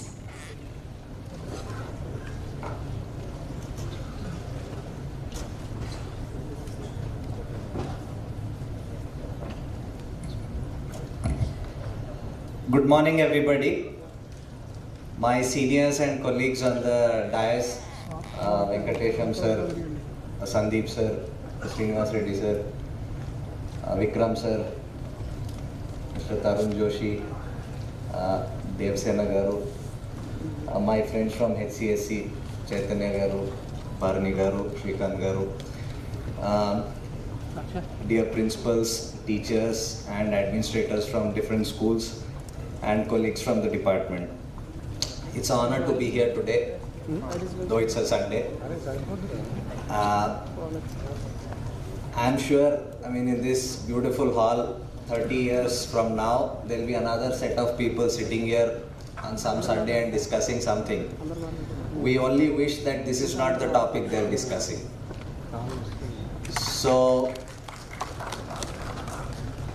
vices have been part of human civilization since I think man has ever existed, and it will continue to be there. But among the vices, this vice is dangerous not only to the society, it's dangerous to the person,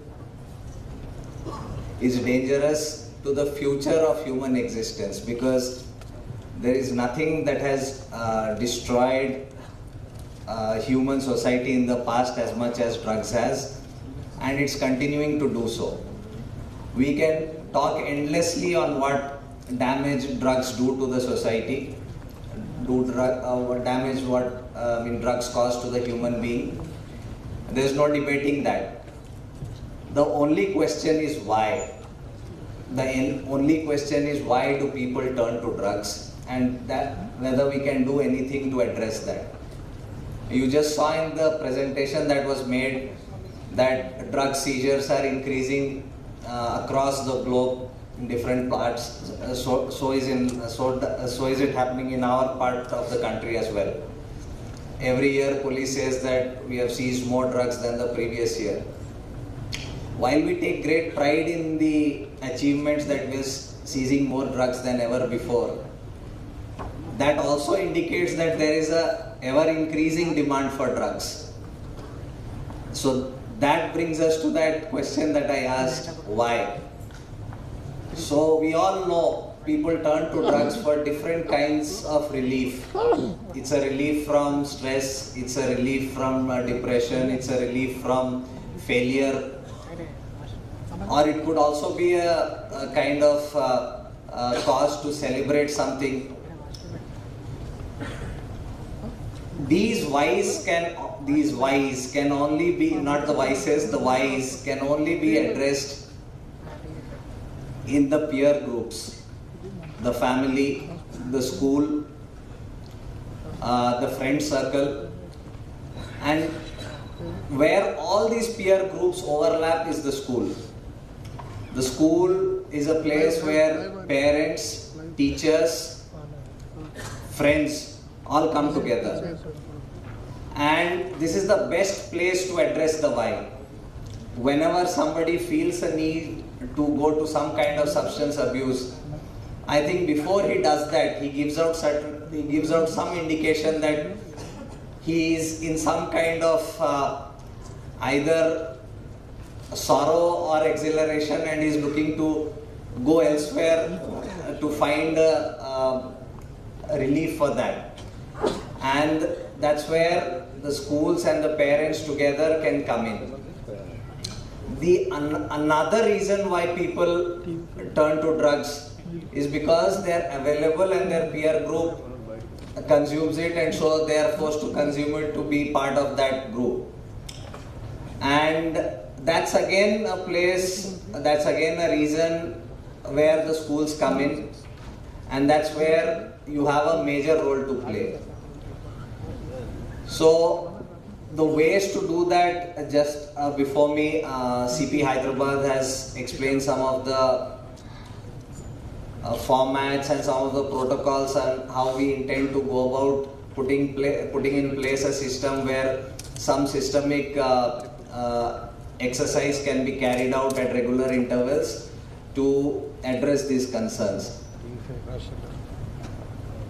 We all need to work towards that, and we all know the damage that this causes to certainty. The certainty of the damage that it causes. We all are aware, we all want to get rid of it.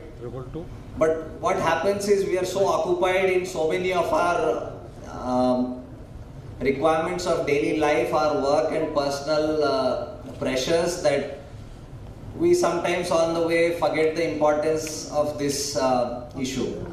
So what these steps, these protocols will do is to keep a periodical kind of engagements where we come back to this topic we come back to this topic at regular intervals and revisit the issues that are happening. So we look forward to your continued support, and you tell us if there is a support from our side. We are more than happy to partner with you. As Srinivas sir said, you must keep a watch on the environment around you, and let us know at the slightest hint that there are avenues around your campus where people, children especially, have opportunities to get access to such kind of substances, and we will come down on it with all our might. So we are looking forward to all the information coming from you, all your concerns from which need to be addressed from our side. We will take care of that, and I hope after today we put in place these mechanisms and work towards systematically addressing this concern. Thank you, everybody. Thank you so much, sir. Request you to please remain on stage as I now request Shri Shrikant, the Joint Secretary, Anti-Narcotics Forum, HCSC, to please present a memento to Shri Avinash Mohanty.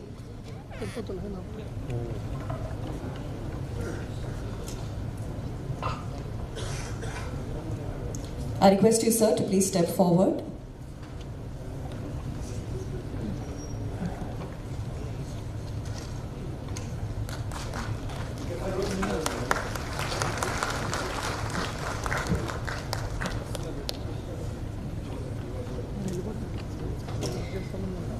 Yes, thank you so much, sir, for talking to us and sharing valuable inputs with us here today. I now request our guest of honor, Shri Sandeep Shandalia, IPS, Director, Telangana State, to kindly address the gathering.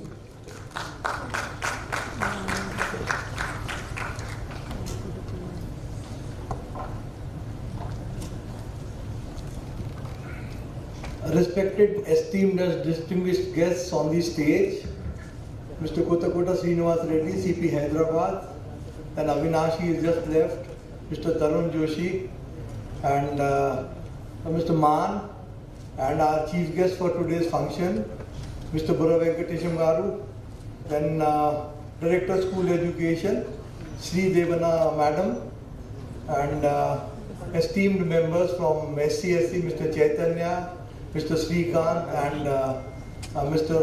Bharani, and esteemed, distinguished, and guests who are off the stage. So this is a very good opportunity that Mr. Srinivas Reddy and Hyderabad Security Council has provided to me. So I was thinking about this lecture and what should I talk to you about drugs and what all. So I thought that I was talking to my wife that how should I start and how should I break ice with the audience. What she told me is one, every creation of God is a masterpiece. Every creation. So she gave me this tagline, and I could write whatever I want to connect with you or tell you. Okay, Mr. Srinivas Reddy has told you, and all of us have seen what is the quantum of that problem we have in the society. Okay, so every creation is a masterpiece. Okay, you say this flower, dahlia or chrysanthemum or a rose flower, it's a masterpiece. People go and see to Louvre Museum in Paris, that they go and see a sculpture. They don't see their own children. The teachers don't see their own students. And they go to Paris to watch a sculpture. The creation of God they not see. Every creation of God is unique. Every creation. You have unique fingerprints. You have unique flowers. Everything has a beauty. Now, once you don't realize this thing, that every creation is a masterpiece, every creation is unique, that is where the problem starts coming. Okay, now I put it, all of you must be parents, you must be teachers, principals of this thing. Then sometimes what the parent says, कि गुप्ता जी का लड़का engineer बन गया, शर्मा जी का लड़का या शर्मा जी की लड़की डॉक्टर बन गई. Then now the children will say कि पापा आप गुप्ता जी नहीं हो, आप शर्मा जी नहीं हो, आप शांडिलिया जी हो. Then teachers start comparing. Then there is peer pressure on the kid. Okay. Then there is lack of love. Father, mother working, single parent child, both of them busy, attending parties, not having enough time for the child. And how do they compensate? They give him money. For that love, they are compensating with money. Peer pressure. He is becoming this, he is becoming that. You know, Sant Kabir was a saint. He said one thing, कि मीठा सबसे बोलिए, सुख उपजे चारों ओर. वशीकरण ये मंत्र है, तजिए वचन कठोर. Then there is a parent-teacher meeting. क्या बोलेंगे? आपका बच्चा वो A+ आया, B+ आया, C+ आया, D+ आया. हाँ, he will spoil our school result in the 10th board, inter first year, inter second year. That is how they pressurize the child. That is how he looks. अबे हम हैं police वाले. In 3 months I am laying down office. In 3 months I am laying down office. I look for love. I look for recognition. I look for importance. अब क्या हम बुढ़े हो गए, रिटायर होने वाले हैं, हम ये चीजें देख रहे हैं और बच्चे का नहीं, आप समझते कि वो भी देख रहा होगा?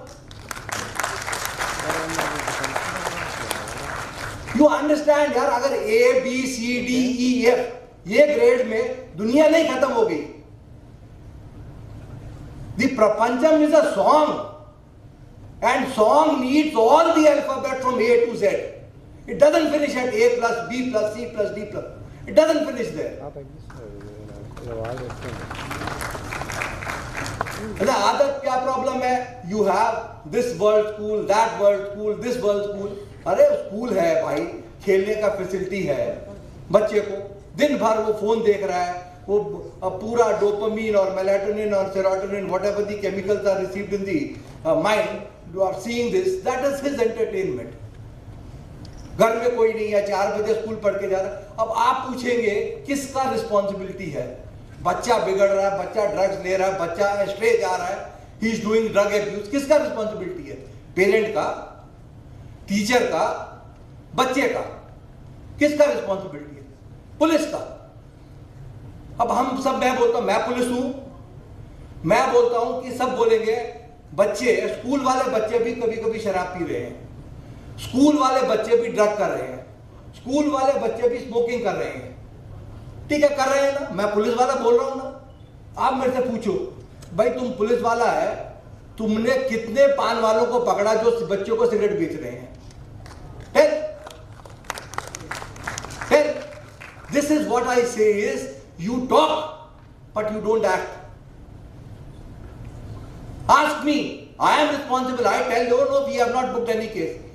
इतना अगर मैं पान का दुकान वाला हूं, एक बच्चे को सिगरेट बेच रहा हूं, the punishment under 77 of Juvenile Justice Act is 7 years. अब बोलो आप कितने पान वालों को आपने पकड़ा जो सिगरेट बेच रहा है, कितने पान वालों को पकड़ा जो गांजा चॉकलेट बेच रहा है बच्चों को. You know this is lip sympathy. लिख देगा, liquor will not be sold to people under 21 years of age. All bars, restaurant write this. And such behavior will be reported. This is that concern they have to the society. लिखा है, पर नहीं P सकते आप. It will be reported. सरे भाई आपने लिख दिया. How many people have you reported? How many people have you caught? None. काम खत्म. This they wash off their hands of the entire problem. Okay. Then अब बच्चे को अब धीरे धीरे ना, I do my first, second, third, fourth, then my high school, then inter first, then second, then this college. Like this problem is also एक साथ में शुरू नहीं हुए. Tomorrow my son starts smoking or start doing drugs. It's not that. It is a slow process. It is a slow process. और आपको 50 signals मिलेंगे, telltale science मिलेंगे कि आपका बच्चा एस्ट्रे जा रहा है. Your child is going astray. He is stressful. He is not able to cope up with the situation. He is becoming emotionally unstable. He is becoming aggressive. He is going into his shell. आपको मिलेंगे science, देखो. And there is policemen or anti-drug committee. You please tell. We are not going to stigmatize the child कि भाई आप इसको कर दो, jail भेज दो, इसको ये भेज दो, like we do for the film producers और होटल में जो ड्रग्स ले रहे हैं उनके ऊपर. We are not going to stigmatize the child or this thing. We will try to find out the person who is selling, उसको पकड़ के जेल भेजेंगे. ऐसा रहना. You must understand. माँ नहीं समझेगी, टीचर नहीं समझेगा, तो कौन समझेगा? You understand that he is not able to cope up. आप क्यों उससे ग्रेड पूछे जा रहे हैं? You ask him, you encourage him कि भैया आपका ये फील्ड अच्छा, आप गाना अच्छा गाते हैं, आप स्पोर्ट्स अच्छा खेलते हैं, आप ये खेलते हैं. Now what is there in schools? Grade. भाई IIT में रैंक निकालो, इसमें रैंक निकालो, उसमें रैंक निकालो. ये this is life. Is this life? That producer or that hotel owner, the big, you call them successful people. They are doing drugs. If your child becomes a good human being, अच्छा इंसान बन जाए, उससे ज्यादा कुछ नहीं चाहिए. Absolutely nothing else is needed. And there are some tests which is this. अब ट्रेंड है क्या कि पहले क्या होता था, पैंट फट जाएगी ना तो अपनी मम्मी को कहेंगे कि वो दर्जी से उसको रफू करा लो, वो फटी हुई पैंट नहीं डालना. फिर रफू भी देखेंगे कि दूर से दिखता कि नहीं फट गई थी नहीं. ठीक है, ट्रेंड है सोसाइटी में. अब ट्रेंड क्या है कि फटी हुई जीन डालना, हम फटी हुई है तो काट के इधर कर लेना, अब यहाँ पे पीछे भी काट लेना. Like this. Now this is the trend. Why don't we start a trend that people who are successful in life, who are making money, and they are doing drugs and spoiling the whole society, why should we not shun them? If you are a hotel owner and you know that people are coming and doing drugs in that, shun that hotel. If you are a producer, you are a film actor, you are a singer, shun that person. Set that trend. कि कोई भी हम गलत चीज को, we are not going to tolerate that. Stop discouraging your child. Stop pampering him. Start loving him. Start spending time with him. And if the parent is like this, the class teacher or the principal knows that he is a single child, a single parent child. उस teacher को मालूम रहना, then he needs, कोई अच्छा आदमी है तो उसको थोड़ा टाइम देना. You give him a pat. उसको मार्क्स ऐसे नहीं पूछना. Child, you are capable. Child, you are able to do this thing. Encourage him. तब ऊपर उठेगा. Then when he is able to take this emotional stress, then he will not go into drugs. Some people say that drugs is a matter of supply and demand. So police should control the supply so that demand will not be there. It is not there. आप देखें यार, एक child, everybody will agree कि बचपन में तो he is innocent. 5 साल जब स्कूल में गया तभी भी innocent है. या 8-10 साल में, 18 साल में, 17 साल में, when he is a teenager, why does he take to drugs? Why does he take to drugs? Because he is unhappy. He is unhappy with your comparisons. He is unhappy with your peer pressure. He is unhappy the teachers, parents are not giving him due recognition. आपको बोला हम चाहते हैं यार, हम कितना 3 महीना और 4 महीने मेरी ड्यूटी है, मैं चाहता हूं यार people should love me, my wife should love me, my children should love me, my officer should love me. तो बच्चा क्यों नहीं चाहेगा? He starts feeling unsafe and lack of love, lack of recognition. That is how he slowly, that some people get together in the class or attend a birthday party and slowly start finding refuge in drugs. Okay, so this is one thing is there. So then some schools are there. अब आप क्या बोले drugs कर रहा है, वो कर दिया, सोसाइटी बिगड़ गया, ये बढ़ गया. उससे ज्यादा है एक बचपन का गुमना. A childhood is lost. एक चाइल्ड करके आप पूरे होल थिंग सोसाइटी. अबे एक बच्चा जो कुछ भी नहीं बनता तो चलो ठीक है, कुछ अच्छा इंसान बनता. लूजिंग चाइल्डहुड, उसकी हंसी चली गई. ऐसा रह गया कि बच्चा वो हंसता रहता है. ऐसा हाँ, अभी one of the presentation mister Srinivas going, वो चाइल्ड वाज लाफिंग. दिनों दिन निकल जाएंगे कि वो बच्चे के चेहरे पे मुस्कान नहीं दिखेगी. Can't the teacher notice? Won't the parents notice? ऐसा कुछ नहीं है, किसी के ऊपर डाल दो यार. You ask me, you do your duty. जो भी पान वाला बेचा बेच रहा है पकड़ो उसे, ठीक है, मेरे को बोलो क्यों, मेरे को पकड़ना है.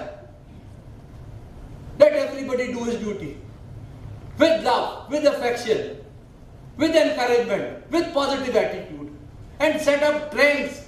कि जो भी आदमी with his own ability he copes up with the stress, वैसा आदमी, वैसा बच्चा अच्छा है हमारे को. Okay, so then another this thing is कि अभी स्ट्रेसफुल सिचुएशन है. सो वर्ल्ड में जो अभी जो अमेरिका में हो रहा है वो हमारे इंडिया में 10, 15, 20 साल के बाद शुरू हो जाएगा.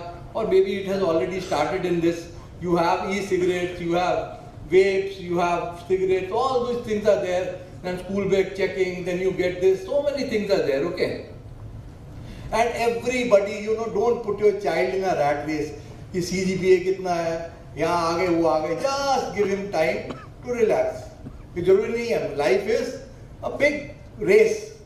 कोई शुरू में तेज भाग रहा है, कोई धीरे धीरे भागे जा रहा है, पर भागता रह रहा है आराम से स्पीड में. आफ्टर सम टाइम, अब तुम देखो ये लड़के जो भी बच्चे हमको रहे हैं, उसके पास पैसा है, उसके पास रिकॉग्निशन है, उसके पास सब है. He is doing drugs. You producer of films or some important model or some hotel owner, they are doing drugs. Shame. I tell you, it's shame. They do this thing. You tell. अरे वो इतना बड़ा बन के, इतना सब कुछ बन के, they are doing drugs. क्या फायदा हुआ उनका? क्या सोसाइटी को फायदा? They are setting the wrong example for the society. हाँ, और उसका हम पिक्चर देखने जाएंगे. क्यों देखने जाएंगे भाई? उसको होटल को क्यों जाएंगे हम? Set that trend. We don't tolerate this kind of a behavior which is spoiling us kids, stealing their childhoods, making them unhappy, making them feeling unsafe. Okay, तो rat race में भी नहीं जाना. Then open white field apartment में रहता है, वो कुछ एक वो नहीं है कि 2 मिनट जाके मैं बैटिंग कर लूं. सब उसका गलती नहीं है. It's not child's fault again. It's not. So there are some tests. I kept on doing this thing. The last 2 months I am there. There is Minnesota multiple personality test. अगर child cope नहीं कर रहा, he is in a stress, he is under some anxiety, some distress. तो इसको पहले signatures में big schools are there. They can employ good psychiatrists or psychologists and then they can find out that this child really needs some help. But drugs आने से पहले ही, so well begun is half done, a stitch in time saves 9, like that. आप पहले ही उसको थोड़ा आपको ऐसे निकाल दें. Then there is Rorschach ink blot test also. These are some of the tests. So now some things are there. Now, and I was there 2 months back. I met Mr. Rama Devi. She is the director of emerging technologies in TSTS.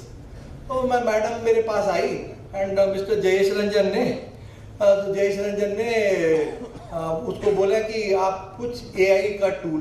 So we tried to develop a tool wherein a parent in Telugu, he can also, by answering questions regarding his child, he can really tell whether this child has gone into drug abuse. That is emotional, जो भी control था या वैसा उससे आगे निकल गई है बात, and he is into drug abuse or substance abuse. So then they have got together and they have developed some program wherein they can really do this thing. And अभी ऐसा उनका assist program है, alcohol, smoking, substance involvement, screening test and all. So then maybe it is in the process of development. So they will make a small presentation, and I thank Mr. Srinivas Reddy and Hyderabad Security Council for having given me this opportunity. Thank you very much. Thank you so much, our guest of honor, Sri Sandeep Shandilya. Thank you so much for beautifully explaining, and you also made everyone be on a lighter note. Yes, I would request Sri Bharani Kumar, a role advisor, HCSC, to please present a memento to our guest of honor, Sri Sandeep Shandilya, IPS Director, Telangana State.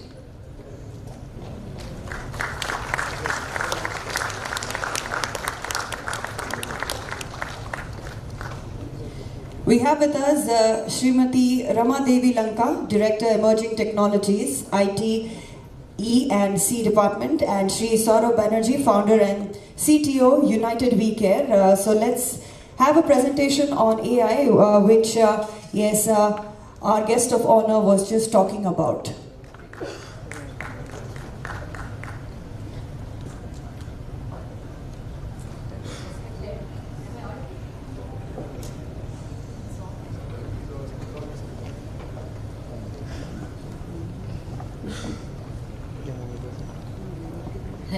Hello, yes.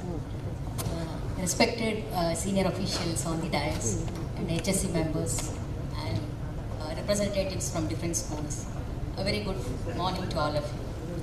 After Sandeep sir's, very passionate, spirited talk, I said, whatever we say may look, something very rundown. Well, as sir has mentioned, as part of emerging technologies, we actually reach out to departments to help them. Yes, hello. Yeah. As part of our role, in emerging technologies, IT and C department, we reach out to various departments to explain them how different technologies such as AI, artificial intelligence, blockchain, cloud, robotics, drones, you name it, all the industry 4.0 technologies. So how do we use these technologies to solve problems, social problems specifically, It could be related to agriculture, education department, or health department, or even police department. We proactively reach out to different departments to showcase, how technologies can help them. So that's how we reached out to Sandeep sir with some solution. But he said, "No, yes, sab kuch nahi chahiye. Can you give us a tool, telltale tool, which helps parents or teachers to assess, the students, whether a student is consuming drugs at an early stage, so that you can catch them, do something about it." So we actually, thought about it, how do we, develop this, and we ran a sort of, we finalized the scope in discussion with the department. What is that we need to do? What are the questions that we need to administer? And we had discussions with clinical psychologists, psychiatrists, and and to do this, we actually initially sort of selected 10 startups from across India who are working, developing solutions in mental health area. We shortlisted 3 of them and demonstrated to the department, and Sandeep sir and his team actually shortlisted one startup, United We Care. They have an end-to-end solution. But in that, what we are presenting today is, a very simple chatbot solution where a teacher or a parent, mostly it's for parents, they can access that chatbot app. There are 13 questions administered for the students where the parents can fill. Is your child, as Sandeep sir was mentioning, and the CP sir was also mentioning about, is your child moody or not mingling with friends. There are certain questions that as a parent you would understand, or even as a teacher. But these questions, because we have discussed with clinical psychologists and psychiatrists, they said this will have to be administered by a parent. Because parent knows their child, what is his appetite, how is his behavior, his behavioral patterns. So 13 questions are actually, multiplied into 3 dimensions, which Saurabh will explain. In essence, it's 39 questions that you need to enter, which gives a sort of score for you to see if it actually exists beyond a threshold level. Your child is consuming drugs. Then your data is protected, and the solution actually adopts DPDP Act, which is released by Government of India, which encrypts the child's data. Because the data that we are collecting about the child is very sensitive.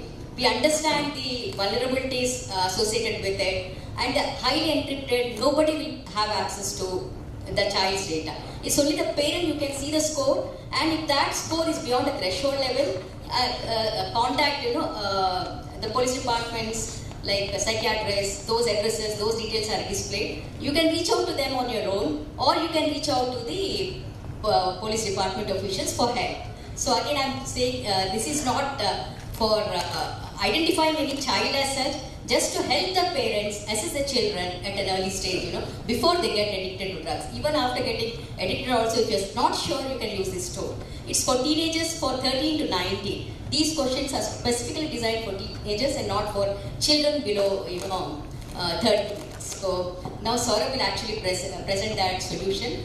First, initially a workshop will be given to teachers to make them understand what the tool is, how it can be administered. The teachers will have to share it with the parents to administer that tool. Finally, the score will be given to the parents. So I hand it over, and I thank the department for giving us this opportunity to actually prepare this kind of tool. And one thing I would like to mention before I hand it over to Saurabh, our country, like the kind of scale, size we have, any solution that we develop here, and specifically in Telangana, once it becomes successful, it can roll out across this state, the country, India, into the world. Because nowadays every big tech company is coming to India, to develop solutions here. So I hope this solution that we are, showing it today will help you, and not just for the Telangana state, but for the entire world. And thank you sir for giving this opportunity.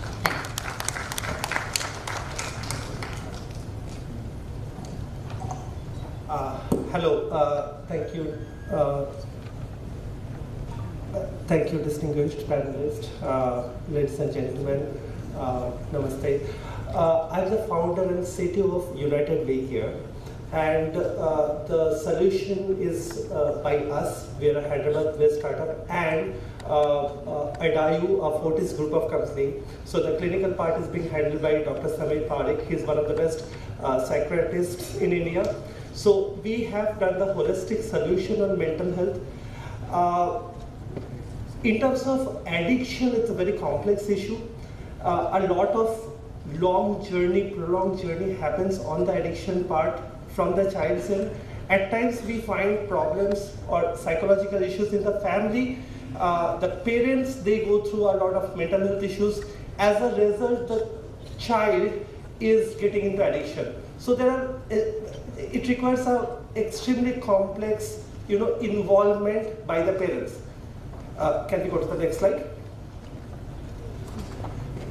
So it has 4 major dimensions. First is identification if there is a possibility of the addiction, which is the initial state, and this is where we make a mistake. So one or twice usage, one recreational usage of one banned substance gradually becomes an addiction. So first we have to work a lot on the preventive side, so the parents, they understand what are the early signs and symptoms of their children, boys and girls, possibly on the borderline of getting into addiction.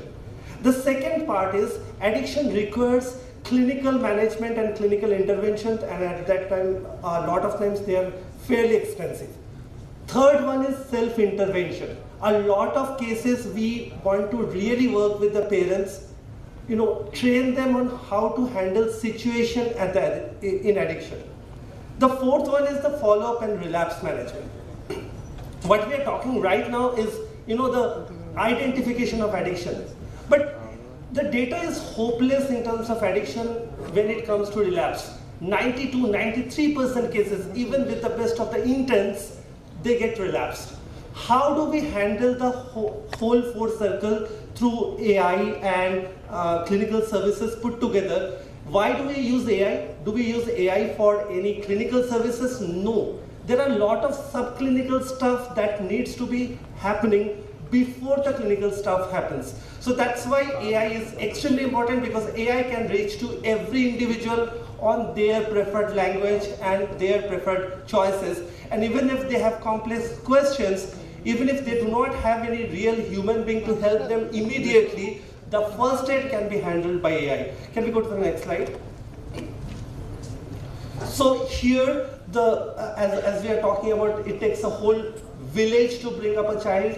So the first intervention that we wanted to propose was a teacher awareness program, how to have early detection of possibilities in the school. Then the teacher can engage with the parents, and we are not cherry picking with all the parents. It's not about one set of parents and not the other set of parents. We want to have every parent being engaged. We do not know who is going to be addicted, and the chances and probabilities almost uniformly distributed. Let's go to the next slide.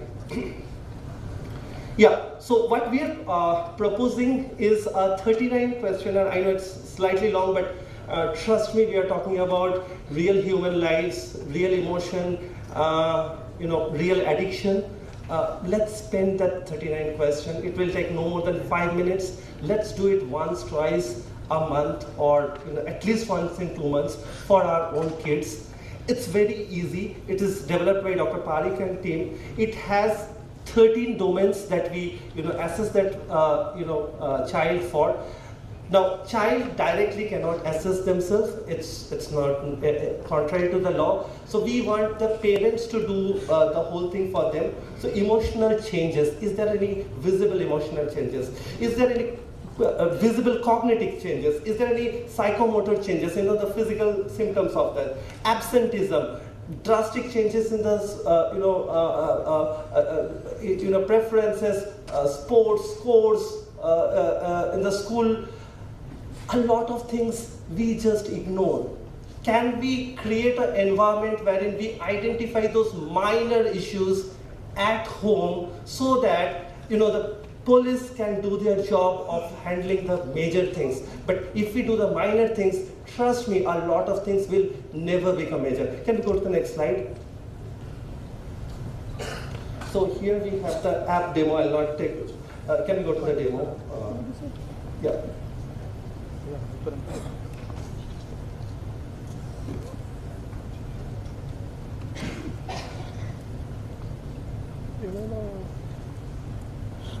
Yeah, so I'll give you a quick 2 minutes demo of the whole thing. It's very easy. After this is...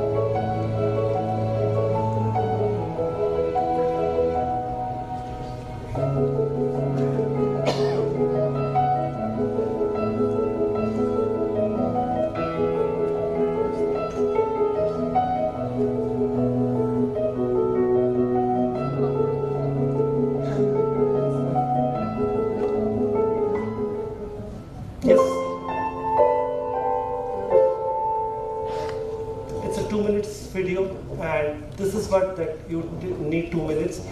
Made the video in English, however, we are also present in Telugu, Hindi, whichever is your preferred language. Thank you so much. Thank you so much. That was indeed very informative. And now, ladies and gentlemen, I would request our special guest, Dr. Tarun Joshi, IPS Commissioner of Police, Rachakonda, to address the gathering.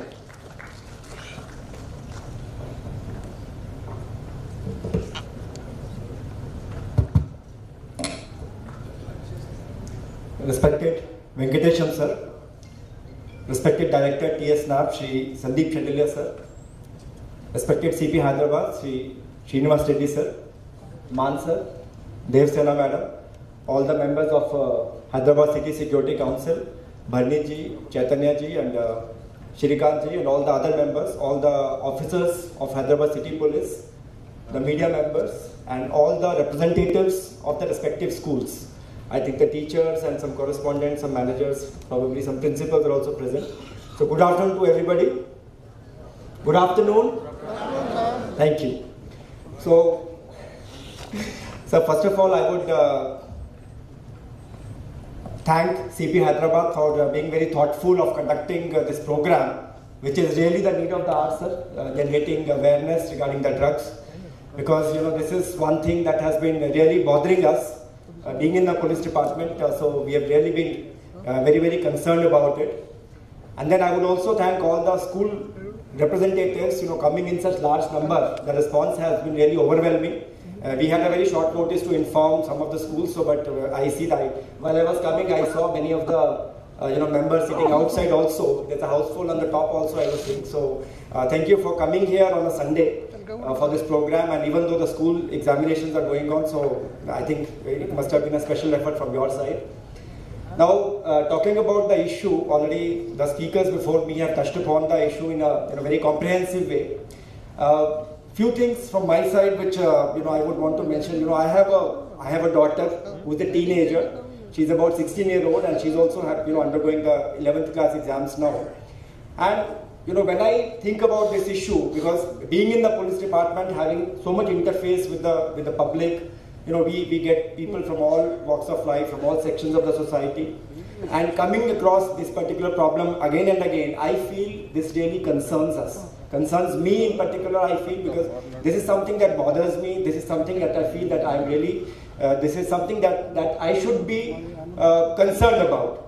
And I also believe that since all of you have come here today, I believe that at some level you also believe, I'm sure all of you have your children. Some of them might be in that age group, some of them might have been grown up also.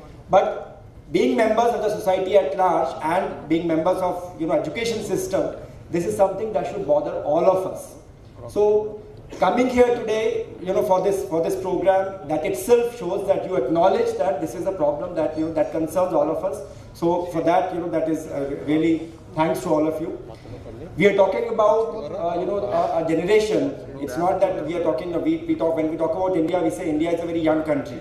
We have all youngsters here, large population, and we also talk about India is growing, India is developing, economic power and everything.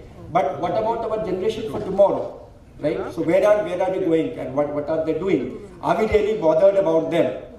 So this particular issue, when we are talking about an entire generation which is getting impacted, which is getting affected negatively, by a menace which is assuming very alarming proportions now. So I'm sure you must have been, reading in the media, you must have been watching movies, your children also do that.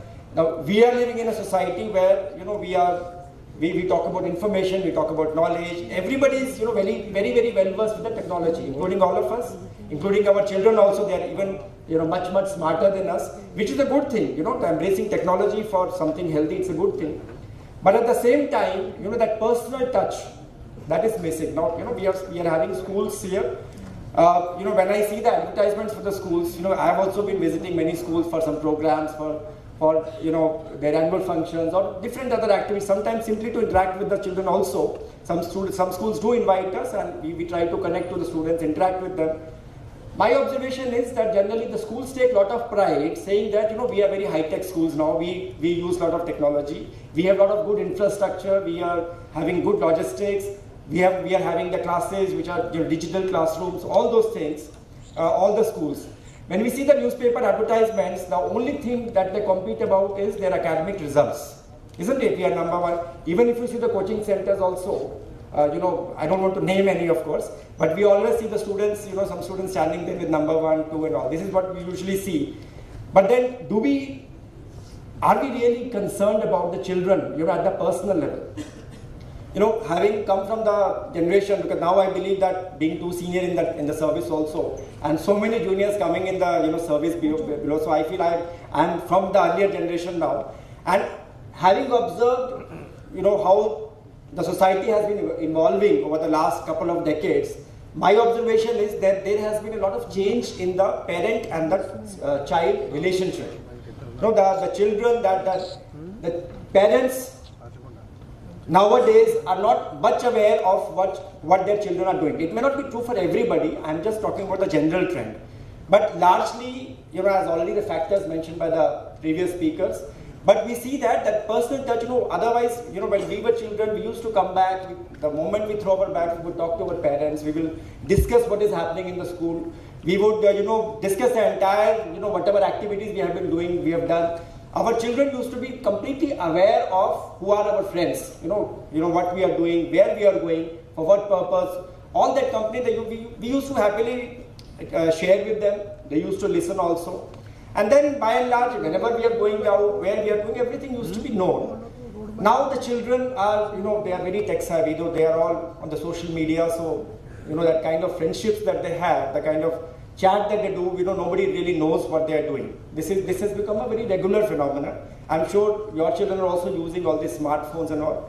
And having little improvement in our economic status also, we are giving pocket money to our children. So we don't know what exactly children are doing. Now we see day in and day out, we have the cases where children are committing suicides, where children are eloping away from the houses, the parents are not aware, and of course they are getting involved in these kind of incidents, of the drugs. The second thing is, there is also a change in the relationship between the teachers and the students. We with very high regards and respect for the teachers, because we always saw our teachers, thanks to some technology that we are in touch with many of our teachers now. After many decades, we could connect to them. So we always saw them, as a very respectable, fatherhood figure. Like we always treated them as our gurus, and the kind of, the naturally whenever we used to talk, and they used to a lot of care used to happen. But in the schools nowadays, the children, sometimes the children may be in the hostels, or they are staying in the residential schools, or otherwise as day scholars also. But in the school, that peer group is there, children, but teachers, the connect between the teacher and the student, there is a slight communication gap has come. That is what I have been observing. So this particular program, which has been taken up, in fact, in the entire state, we are having an outreach now to all the educational institutions. So this particular program is an attempt to reach out to you, to look up for your support and the cooperation from your side, because this is something which we believe is a shared responsibility. It's not that something I alone will do, but as members of the society, as the custodians of the next generation, or children, generally sometimes we say that children, बच्चे हैं ना, हमको हमारी बात नहीं सुनते हैं. We don't know. The children, we have born the children, they have been born out of us, but we don't own up their ideas, we don't own up their belief system, their decisions, we have no control over them. But the fact is, what kind of environment you gave to them, what kind of belief system, they were all born up, the family is the primary agency of socialization, isn't it? Which is the next one? It is the school. After family, it is the school, and we all acknowledge that children, they spend large amount of their time in the schools, socializing with their other students, other kids, and with the teachers, and doing different types of activities. And during this entire process, it is not only the academic things that they learn, but it is actually the character building which happens you know, their entire personality develops out of it. The attitude, what kind of attitude they will have towards life, and you know, whether they will become the, you know, the respectable, law-abiding, duty-bound citizens. It all depends on what kind of culture, you know, what kind of environment we are giving to them. So to that extent, it is our responsibility. Yes, so if we give them good values and good culture, obviously, when they become adults, they will be able to judge. You will not be there all the time to look after them, isn't it? So some teachers may say, हमको नहीं पता है. School, sometimes the school will say कि हमको तो पता नहीं है, हमारे पास तो 2 बजे तक होता है. After 2 o'clock, the child is going back home, and we don't know what is. We don't know. They are carrying schools, their cell phones in their pockets or in their bags, so we don't know what they are doing, right? But then, did we give them enough comfort so that they could express themselves? They could communicate to us regarding any issues, any problems. So that is something that we need to really bother about. So that conscience is required, that awareness is required. You know, we know a lot about drugs. We know all this, what the drugs are. We know what are the ill effects of the drugs. You have seen, I'm sure you have seen that movie Udta Punjab also, and many other movies, so many Hollywood movies also. So we know all those things, but that awareness, you know, that conscience that this subject affects all of us. And there is something that we can do about it, and we must do something about it, right? So that is one thing that this program is all about, the awareness, generating the awareness, and as already mentioned, the clubs, the anti-drug societies, the purpose is that, you know, the representatives from the schools or the children, the students themselves, they can come forward, they can become the partners with us to you know, stop this menace, to control this menace. So thank you, sir, for inviting for this program, and all the other members of HCSC, and thank you everybody. I hope we look forward to good cooperation from all of you, and probably in your respective schools, whenever we have an opportunity to visit, we will definitely connect. Thank you everybody. Thank you so much, Dr. Tarun Joshi. I would request Sri Chaitanya Gorapati, Secretary General, HCSC, to please present a memento to Dr. Tarun Joshi.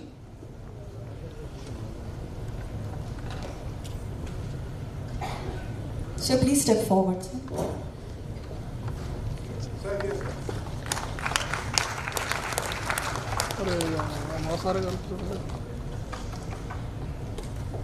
I now request Srimati A. Sridevasena, IAS, Telangana Commissioner and Director of School Education, to kindly address the gathering.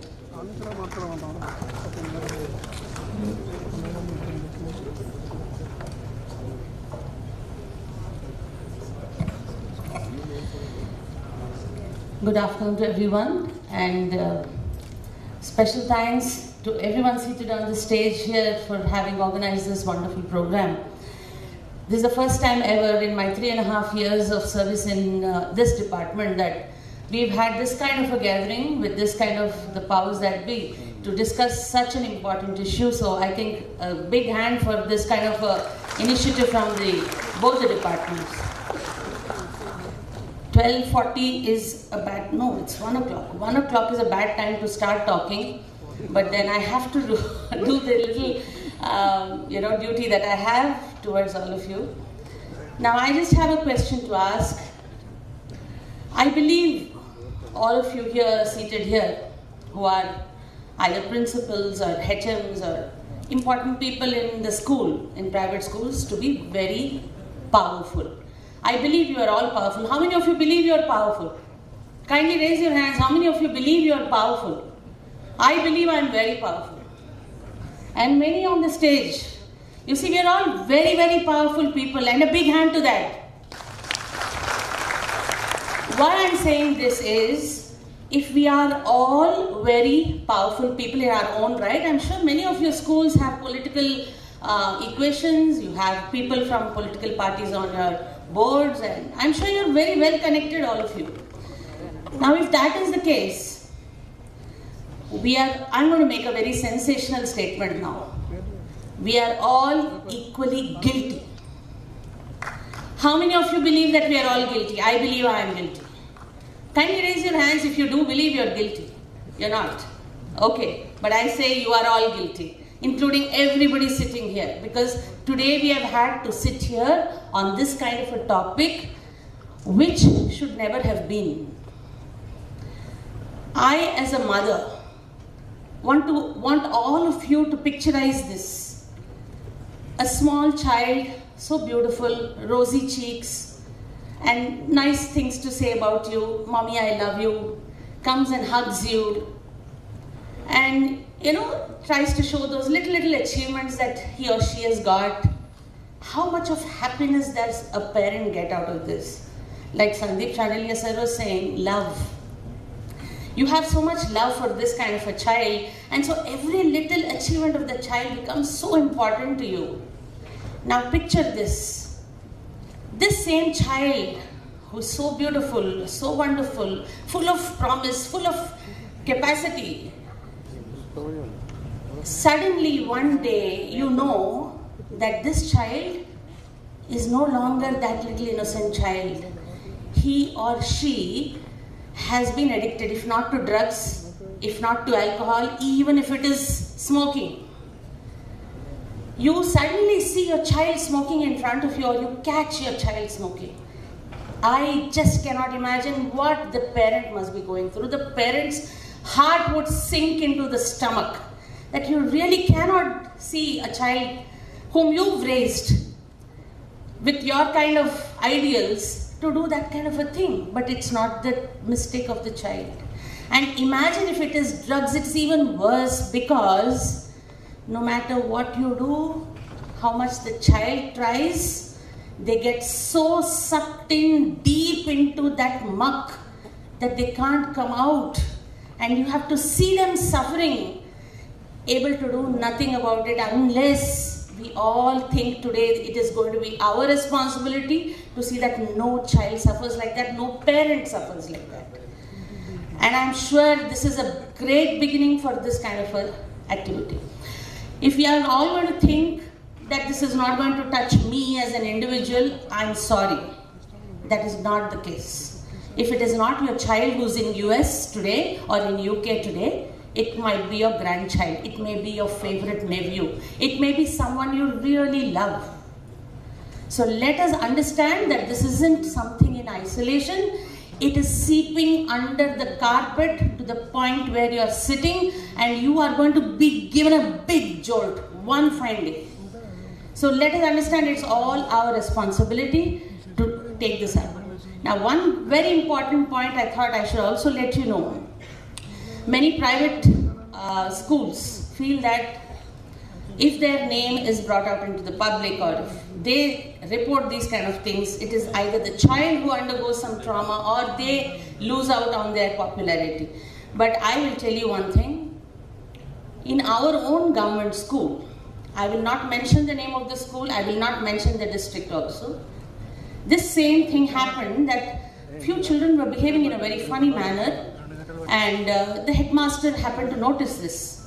And the headmaster immediately rang up the DO and told him that there seems to be something fishy around here. So the DO he happened to have a police background, so he talked to the local police and tried to find a way out without giving anybody the kind of trauma or the kind of negative emotions that go with it.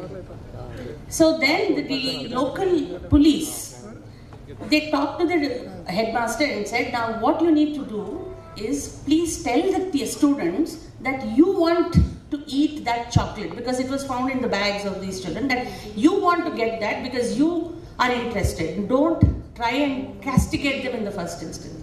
So it was a very well planned thing, and those children, no matter what, were not willing to reveal where they get those chocolates. They were even under the influence of the chocolates, they were not ready to give the information. So you can understand how deeply entrenched this can get. And then when the headmaster told the children that I want to, please, why don't you tell me? Then one fine day, after 2 weeks of persuasion, so you can understand how well the children can keep the secret of a criminal. After 2 weeks of persuasion, this child said that they get it in some pawn shop, and then there was a raid, and the pawn shop owner was arrested. Some 4 or 5 big gunny bags full of chocolates were recovered. But by then, a lot of damage was done. And mind you, in this whole instance, neither was the school's name revealed nor was the children's name revealed. And I really thank the police and the education department for having done that kind of thing. So on this stage, I am requesting all of you in the presence of my senior officers, let us not look at it as a taboo. It is our responsibility and we have to do this no matter what. That's why I said we are all guilty. If we are not going to be guilty, then we have to do this. Whatever little information comes to you, you have to share it with the police. Whatever little strange behavior that comes to your notice of the children, please talk to the parents. And now we're going to have these anti-drug committees, we're going to have forums to discuss all these things. All the better for us, we have better resources today to be able to do this. And I have one more instance to tell to you. Just recently, I got to know that another school, government school. So imagine if it is happening in remote areas of government schools in the state. Where are we in Hyderabad, where everything is easily available, So I think we really kind of set the alarm going, and better we work hard towards it. Like Sandeep sir was saying, there's just one very important point that private school managements have to definitely look at, and that is how your teachers behave with your students.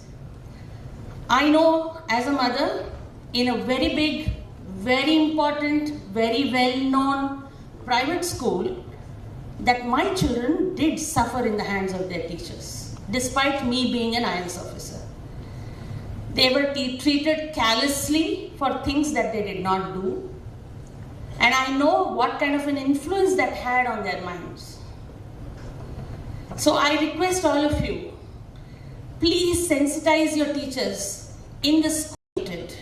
His entire life can be changed in the school, not at home, because at home they spend lesser hours, there is lesser peer group, and there are lesser number of people to train the child for a better future. I'm not saying that parents are not responsible. Parents definitely are. In fact, parents have the responsibility to even keep a home which is safe, loving, and happy for the child, because any child that has stress is not only because of academics, but also if they come home toward a home with marital discord, where parents are fighting all the time, even that can cause stress. So I think in your PTMs you should also advise parents. While we are advising you, kindly also advise parents.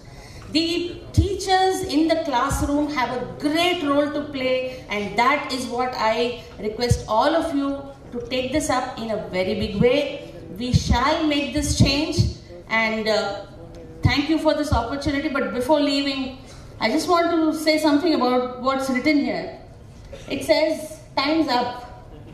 Really, time is up for us. And below that there is something else written. It says, press delete to reset.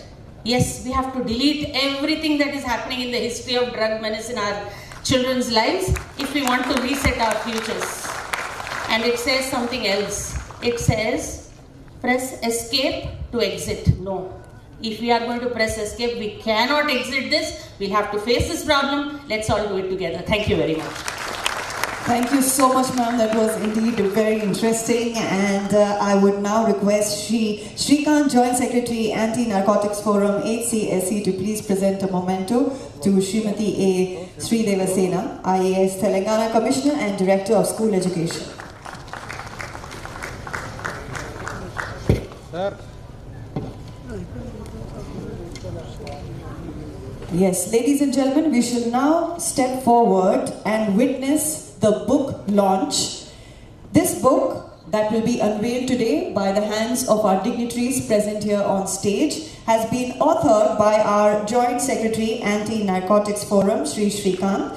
Yes, with contributors from various departments, universities, their addiction centers, and subject matter experts nationally and internationally. I request all our dignitaries present here on stage to do the honors in unveiling the book, and I would also request our photographers to please capture this beautiful moment.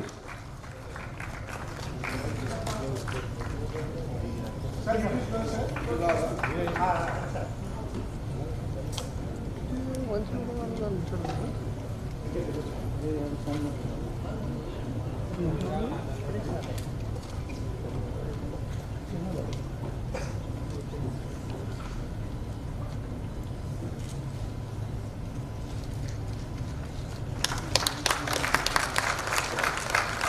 you have it, ladies and gentlemen, the unveiling of the book, which is going to change, transform lives and empower lives. I now request our chief guest, Shri Murra Venkatesham, IAS Principal Secretary to the Government, to kindly please address the gathering. Sabha Saraswati Namaskaram. From all the English, we'll go back to some Tinglish. So, chala English unnavu koddiga Telugulo happyga maatladukuntu avasaram unnappudu English maatladutu.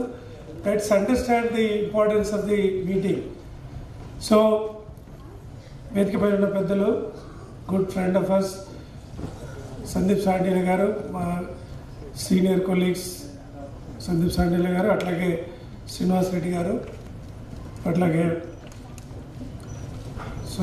Tarun Joshi garu, my close friend మన విక్రమ్ సింగ్ మాన్ గారు, తాత శ్రీకాంత్ గారు, మిగతా మా commissioner education Devasena గారు, మిగతా పెద్దలందరూ కూడా నమస్కారాలు తెలియజేస్తూ, ఫస్ట్ టైం మనందరం కలిసి భాగస్వామ్యంలో ఎలా చేయబోతున్నాం, how to improve the education standards in the state, wear the youngest state in the country is doing, how it is doing, where we are heading. These are the important things we need to understand. Because you are partners with us in education. At least 50% of the burden of educating children is taken by you. ఈ స్టేట్లో రాష్ట్రంలో ఉన్న విద్యార్థుల్లో 50% పైగా మీరు మాతో కలిసి పనిచేస్తున్నారు. So you are a big partner with us. So ignoring you in anything, improving the standards of schooling, education or whatever is incomplete without talking to you. All these days, this dialogue was never happening. మీరు మీ పనిలో ఉన్నారు, ఏదో ఒక permission కోసం వచ్చినప్పుడు ఒక application పెట్టడం, అది ఎక్కడో ఒక పర్మిషన్ ఇచ్చేయడం, తర్వాత మీరెవరో మేమెవరో అన్నట్లు, లేదా స్కూల్ అడ్మిషన్ టైంలో ఆ స్కూల్ అడ్మిషన్ ఆ సీజన్లో మాత్రం ఫీజులు పెంచేశారు, ఇంకేదో అయిందని గొడవలు అవ్వటం, మళ్ళీ మేము ఏదో ప్రయత్నం చేయడం, అలాగా చిన్న చిన్న అన్కంఫర్టబుల్ క్వశ్చన్స్, డిఫికల్ట్ సిచ్యువేషన్లో తప్ప ఒక ప్లెజెంట్గా కూర్చొని మాట్లాడుకునే పరిస్థితి జరగల ఇన్ని సంవత్సరాలు. So now it is time for all of us to sit together and understand various issues, including this most important issue which we are talking today. This is very, very important, no doubt about it. So, ఈ సందర్భంగా మనం కలిసాం కాబట్టి, so మనం ఇంకొక 2-3 meetings మనం త్వరలోనే we should have. So దాంట్లో భాగంగా మరి ఎడ్యుకేషన్ స్టాండర్డ్స్లో చూస్తే గవర్నమెంట్ స్కూల్స్ ఏమో బాగా పడిపోయినాయి, ప్రైవేట్ స్కూల్స్ ఏమో అద్భుతంగా రిజల్ట్స్ ఉన్నాయి కూడా, I would have been happy. అలాంటి పరిస్థితి కూడా లేదు. ఎక్సెప్ట్ రంగారెడ్డి డిస్టిక్లో కొన్ని స్కూల్స్ తప్ప మిగతా చోట్ల government schools, private schools standards more or less same, రెండు సమానంగానే ఉన్నాయి. కొన్ని చోట్ల మ్యాథమెటిక్స్ బాగుంటే ప్రైవేట్ స్కూల్స్లో, లాంగ్వేజెస్ గవర్నమెంట్ స్కూల్లో బాగుంది, కొన్ని చోట్ల సైన్సెస్ గవర్నమెంట్ స్కూల్లో బాగుంటే ఇంకొన్ని చోట్ల లాంగ్వేజెస్ ప్రైవేట్ స్కూల్లో బాగుంది. అంతే తప్ప private schools are far ahead in quality, government schools are far lower in quality అని కానీ, లేక government schools are doing very good in quality, private schools are not doing good అని కానీ లేదు. More or less similar set of standards are emerging, which is astonishing. So దీనికి అంత కారణం ఏంటంటే ది ఇన్పుట్స్, టీచర్స్కి మనం సరైన ఓరియంటేషన్ ఇవ్వకపోవడం, అట్లాగే management of the entire school context. And అక్కడ ఏం జరుగుతుంది, ఇప్పుడు ఏదైనా ఒక ఇష్యూ బాగా జరగాలంటే 3 things are very important. Number 1 is context, number 2 is content, third is intent. అంటే ఏం జరుగుతుంది, ఎక్కడ జరుగుతుంది, ఎవరు చేస్తున్నారు, ఏ ఉద్దేశంతో చేస్తున్నారు. So intent is very important. What content you are putting into the person is important, and what context you are building up is also important. So the future of our country, the safety of our country is being shaped in the classroom today. You ignore the classroom, you are heading towards a disaster. Whether it is safety of the country, whether it is the future of this country is getting spoiled. Now it is the best time of our country that we are heading towards 100 years of Indian independence. 2047. Most of us sitting here, 99% of us would be backbenchers. Some of us would have left this world by that time. But even if some people are left, there will be backbenchers. As a spectators will be there. So what are we going to do at that point of time? What kind of country we are going to build when we are celebrating our 100 years of Indian independence? That is very, very important. ఏం జరుగుతుందనేది అప్పుడు చాలా ముఖ్యం. And our economy is also doing good. మంచి economy ముందు బాగా పోతుంది. ఈ అంత జరుగుతున్న కాలంలో క్లాస్ రూమ్లో ఇప్పుడు ఏం జరుగుతుంది అంటే ఇప్పుడు క్లాస్ రూమ్ ఉన్న పిల్లలే they will be the people will be occupying all the important positions. There will be the police commissioners, there will be education secretaries, there will be doctors, there will be ministers, there will be people like you, social entrepreneurs like schools నడిపిస్తూ ఉండొచ్చు, hospital నడిపిస్తూ ఉండొచ్చు. There will be everybody there.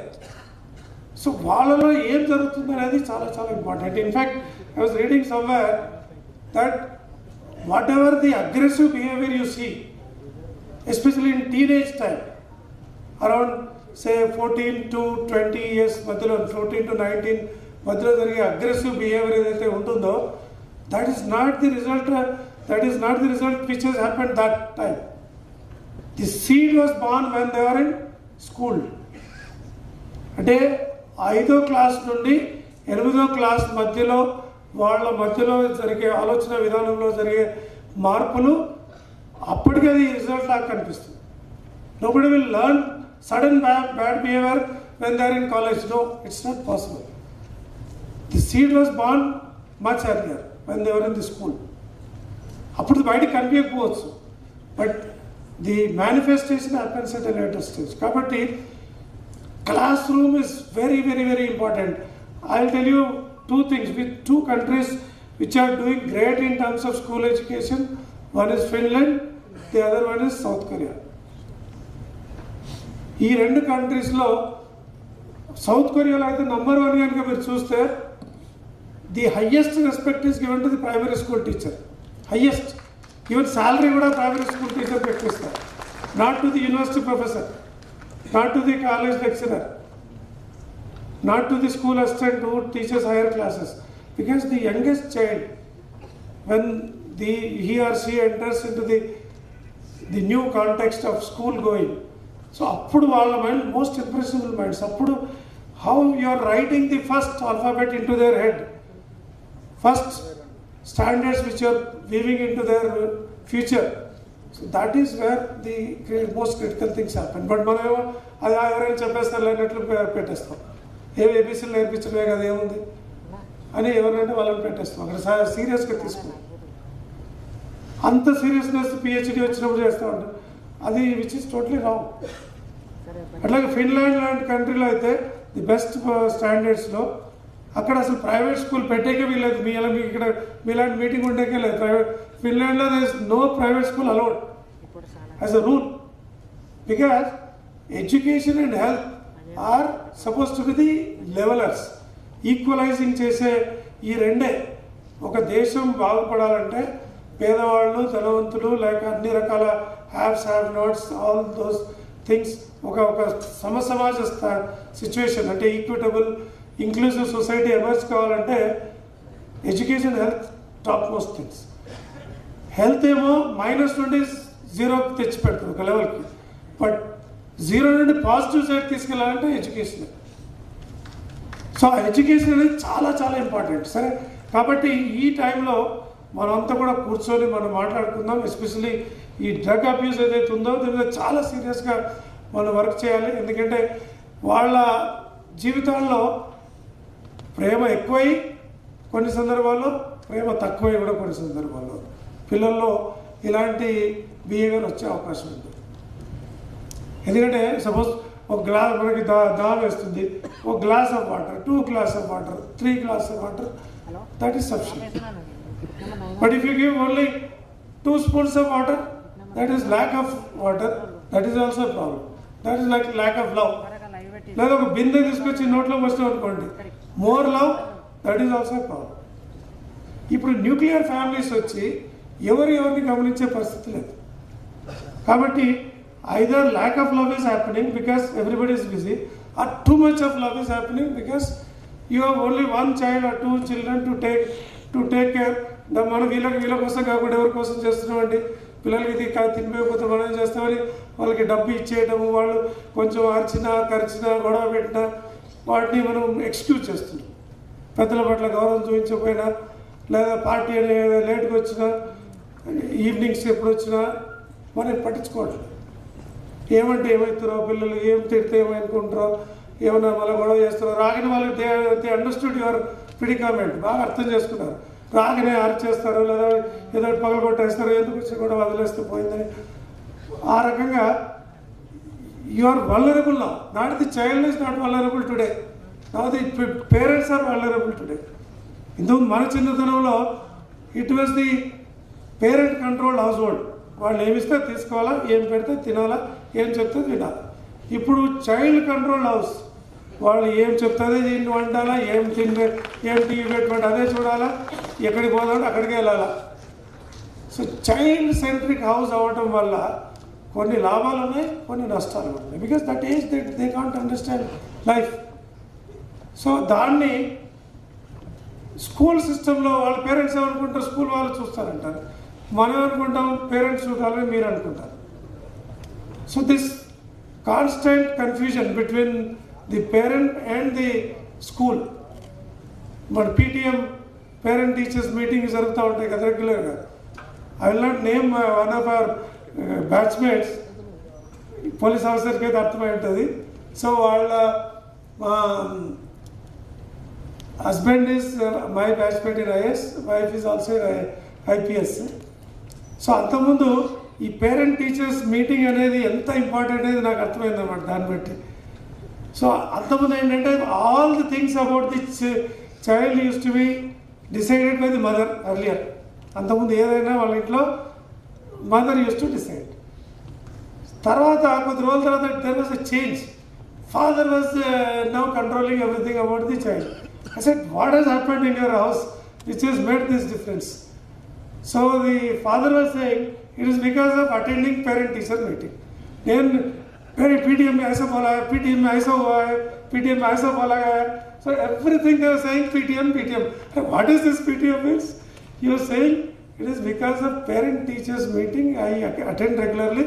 So what is happening with the child? I know better. So I should decide what should happen with my kid. So that is the level at which parent-teachers meeting are taken seriously, including you have seen Barack Obama also used to attend parent-teachers meeting, even as president of the country. So, but akkada meer em maatladutunnaru? Are you talking about these kind of issues also? Or Sandeep Sadile sir separately only are you talking about grades or fees or dress behavior etiquette ive maatladutunnara ledha inkedana maatladutunnara? Overall well-being is important. Well-being is the most important thing. దాని మీద మనం కృషి చేయాలి. So we want our children to be successful or we want our children to be happy. అందరికి కూడా కావాల్సింది ఏంటి? అందరేమో చెప్పేది హ్యాపీగా ఉండాలని చెప్తాం, but we drive them towards success. We think success is equivalent to happiness. Once you are successful, automatically they are happy anukuntaru. No. Only sometimes happiness and success are synonymous. Sometimes they are totally opposite. Situation batti. So most successful people are one of the most miserable people also. I have seen myself number of people. But they can't come out and openly say that I am unhappy. Because it's a paradox. Because all these years they worked for it. Now after reaching the topmost place, why did I did all this thing in my life? They can't say. So atlanti situation, child, let us look for happiness of the child. About happiness lo anni components undali. So దానికి తగ్గట్టుగా పిల్లల్ని తయారు చేసే మన దగ్గర రావాలి. So ఈ drugs, anti drugs ఏదైతే మనం కమిటీస్ వేయాలనుకున్నాం దానికి మంచి పేరు మనం ఆలోచించి పెట్టుకుందాం. బికాస్ యాంటీ డ్రగ్స్ అంటే డ్రగ్ అనేది ఎందుకు మైండ్లో వచ్చేట్లు కాకుండా ఇంకేదో ఆ రిజల్ట్ మాత్రం అదే, పేరు మాత్రం వేరే విధంగా పెట్టి డెఫినెట్గా మనం ఒక యాంటీ డ్రగ్స్ కమిటీ తప్పనిసరిగా పెట్టాలి, పాజిటివ్ పేరు. అవి ఎవరైనా చేయకపోయినా, ఎవరికైనా ఇంట్రెస్ట్ చూపించకపోయినా డెఫినెట్గా మీ రెన్యువల్స్లో కానీ మీ రికగ్నిషన్లో కానీ డెఫినెట్గా we will take action if you are not taking seriously. Hyderabad should become completely drug-free society, no doubt about it. Drug-free city కావాల్సిందే, Telangana should become drug-free state. కాబట్టి Telangana should stand for 3 things. I always wish, because we are the youngest kid on the block. అందరికంటే మొత్తం దేశంలో అందరికంటే young state మనమే కాబట్టి. So దాంట్లో number 1 Telangana is for technology, because we are known for lots of technology. Telangana is for traditions, చక్కటి traditions మనం పాటించే రాష్ట్రంగా ఉండాలి. Then Telangana is for talent also. So ఈ మూడుని మనం పాటిస్తే Telangana will be in top. To go to top we need to have technology, we need to have traditions, because మన విలువలు మనం మర్చిపోకూడదు కదా. And Telangana also should encourage talent, so that we will reach to the top in the country, right? So mana ee veetni చూడడానికి కోసం డెఫినెట్గా drug is not a positive factor, it's a negative factor. కాబట్టి minus నుండి మనం జీరోకి దీన్ని తీసుకురావడం కోసం తప్పనిసరిగా మనం కృషి చేస్తాం. దాని మీద మళ్ళీ మనం ఇంతకు చెప్పేట్లా ఒక కమిటీస్ వేసి ఆ కమిటీలో మళ్ళీ వీళ్ళందరికీ ట్రైనింగ్ ఇద్దాం. మళ్ళీ ఎవరైతే మీరు 2 మెంబర్స్కి పెడతారో, ఎవరైనా మెంబర్ పెట్టాలంతా సర్క్యులర్ ఇస్తాం. సర్క్యులర్ ఇచ్చిన తర్వాత దాన్ని మీరు నామినేట్ చేసిన తర్వాత వాళ్ళకి how to identify the substances, how to identify the symptoms of the children, how to have more discussion with the parents in PTMs etcetera అన్నీ కూడా ఒక కాంప్రహెన్సివ్గా మీకు ట్రైనింగ్ ఇవ్వడం జరుగుతుంది. అదొకటి. తర్వాత పోలీస్ సైడ్ నుండి ఇంకా కొన్ని ఇష్యూస్ కూడా ఉన్నాయి ఇంపార్టెంట్. ఒకటి traffic awareness. So traffic awareness అనే cities unnecessarily where traffic could be avoided, we are creating traffic. ఎందుకంటే మరి జామ్ ఉందని అందరికి జామ్ అంటే ఇష్టం అనేమో నాకు తెలియదు. Traffic jam, so as if jam తినే జామ్ లాగా we are creating jams where it is not required. కొన్ని చోట్ల రోడ్ బాగానే ఉంటుంది కానీ ట్రాఫిక్ జామ్ అవుతుంది. ఎందుకంటే ఇర్రెస్పాన్సిబుల్ బిహేవియర్ ఆర్ ప్రాపర్గా అర్థం చేసుకోకపోవడం వల్ల అవుతూ ఉంటుంది. సో చిల్డ్రన్కి ఎస్పెషల్లీ హైయర్ క్లాసెస్ వాళ్ళకి, తర్వాత కాలేజ్ పిల్లలు కూడా మనం కొంచెం చెప్పి we are going to have their appreciation of these issues అవి చేయబోతున్నాం. దాన్ని కూడా we like to discuss with them. తర్వాత వేరియస్ అదర్ ఇష్యూస్ మీద ఒక అవేర్నెస్ రెగ్యులర్గా పోలీస్ ఆఫీసర్స్, హెల్త్ అఫీషియల్స్ వచ్చి మనం కొన్ని క్లబ్స్ పెట్టుకొని ఇలాంటి ఇష్యూస్ మీద మనం మాట్లాడాలి. ఇంకొకటి girl child safety, that is also important. This is the age, adolescent ఏజ్లో కొన్ని ప్రైవేట్ స్కూల్లో జరిగింది, కొన్ని గవర్నమెంట్ స్కూల్లో కూడా జరుగుతున్నాయి. ఈ girls safety is very important. What is friendly touch, what is unnecessary touch, what is good word, what is bad word, ఇవన్నీ కూడా కొంత అవేర్నెస్ మనం వాళ్ళకి ఇవ్వాలి. తెలియని కూడా ఇళ్లలో ఇబ్బంది అవుతూ ఉంటుంది, ఫ్యామిలీస్లో కూడా అవుతుంది, క్లోజ్ రిలేటివ్స్లో అవుతుంది, టీచర్స్ వల్ల అవుతుంది, అటువంటి అటెండెన్స్ వల్ల అవుతుంది. So many issues. ఇవన్నీ కూడా వాళ్ళు బయటకు చెప్పుకోలేక ట్రామా ఫీల్ అయిపోయి లైఫ్ లాంగ్ సఫర్ అయిపోయిన అమ్మాయిలు ఉన్నారు, సఫర్ అయిపోయిన అబ్బాయిలు కూడా ఉన్నారు. సో అందువల్ల వీటన్నిటి మీద దిస్ అర్లీ ఏజ్లో without overburdening them, but once we miss this time we will never get that time. So time is critical, but at the same time it should not be too much. So ఆ right mix ఏంటనేది మనం చూసుకొని ఈ 3-4 issues. ఒకటి social behavior once you are on the street, how to behave as a social responsible person, how not to give inconvenience to others, adi mana nerpala pilalaki. Then girl child safety adokati. Tarvata ee drug abuse, ee 3 issues meeda manam regular ga maatlade vidhanga, plus education standards avantha manam separate ga manam కూర్చుందాం. But రెగ్యులర్గా private schools managements government side నుండి రెగ్యులర్గా వీటి మీద మనం మాట్లాడబోతున్నాం. May not be every month, but at least every quarter we'll meet, discuss, and what is happening. Let us all take this Telangana state to the topmost educated and cultured state in the country. So with that direction and interest, I honestly thank our good friend Srinivas Reddy Garu, who has done so much effort in bringing all of you together, and what we were wishing, he has done it. And మిమ్మల్ని అందరినీ ఒకదానికి చేర్చమని చాలా సంతోషం. Thank you. Because ఒకసారి అంటారు కదా, ఒక మాట చెప్తారు, యద్భావం తద్భవత్ అని. ఏదైతే మనం ఆలోచిస్తామో జరుగుతుంది. మేము పిలుద్దాం అనుకున్నాము, ఆయనకి టెలిపతికి ఆయనకి వెళ్ళిపోయి ఆయన పిలిచారు. ఏదైనా ఫలితం అయితే అదే కదా. So you think about it will happen. ఎవరి ద్వారా అవుతుందో నాకు తెలియదు. కోరడంలో మాత్రం కొరత ఉండకూడదు. కోరడంలో కొరత అనేది అన్నిటికంటే పెద్ద సమస్య, మనకుండే సమస్య. Let's all wish that Telangana reaches the top in all spheres, especially in education. Thank you very much. Thank you so much, sir, for sharing your thoughtful words here today with us. I now request Shri K. Srinivasa Reddy, IPS, Honorable Chairman, HCSC and Commissioner of Police, Hyderabad City, along with Shri Shrikant, Joint Secretary, Anti-narcotics Forum, HCSC, to please present a memento. Yes, to our chief guest, Shri Burra Venkatesham, IAS. Madam, close. Yes, Principal Secretary to the Government. Thank you so much, sir, for taking time out to be present here with us. And we also have with us in the audience here today, President Credai, Rajshekar Reddy Garu. I request you to please step forward. And CII President Shri Shekhar Reddy, I request you to please step forward onto the stage.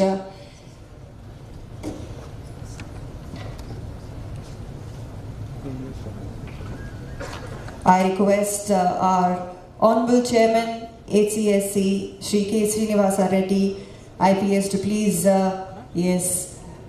felicitate our guests, along with Shrikant, Joint Secretary, Anti-narcotics Forum, HCSC.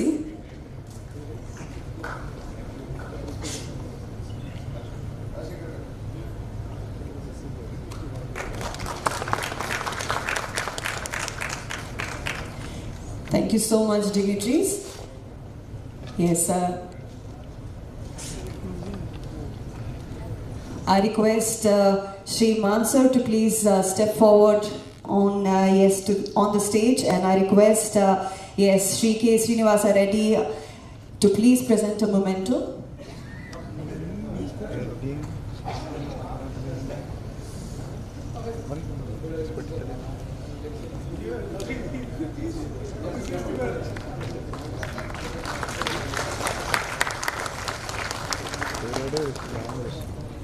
I now request Shri Bharini Kumara Role Advisor, HCSC, to please introduce NADREP.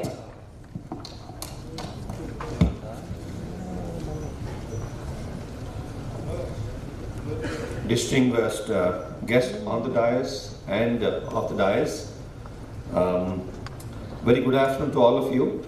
I know I'm just sometimes put in this very awkward situation to stand before you and lunch. So I'll try, I promise you that I'll just wrap it up in less than 5 minutes. Okay? All right, perfect. You know how much of happy faces out there.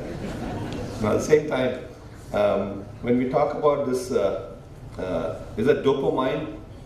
Dopamine, right? Dopamine is the hormone that creates that happiness in everybody's faces, right? The mental happiness.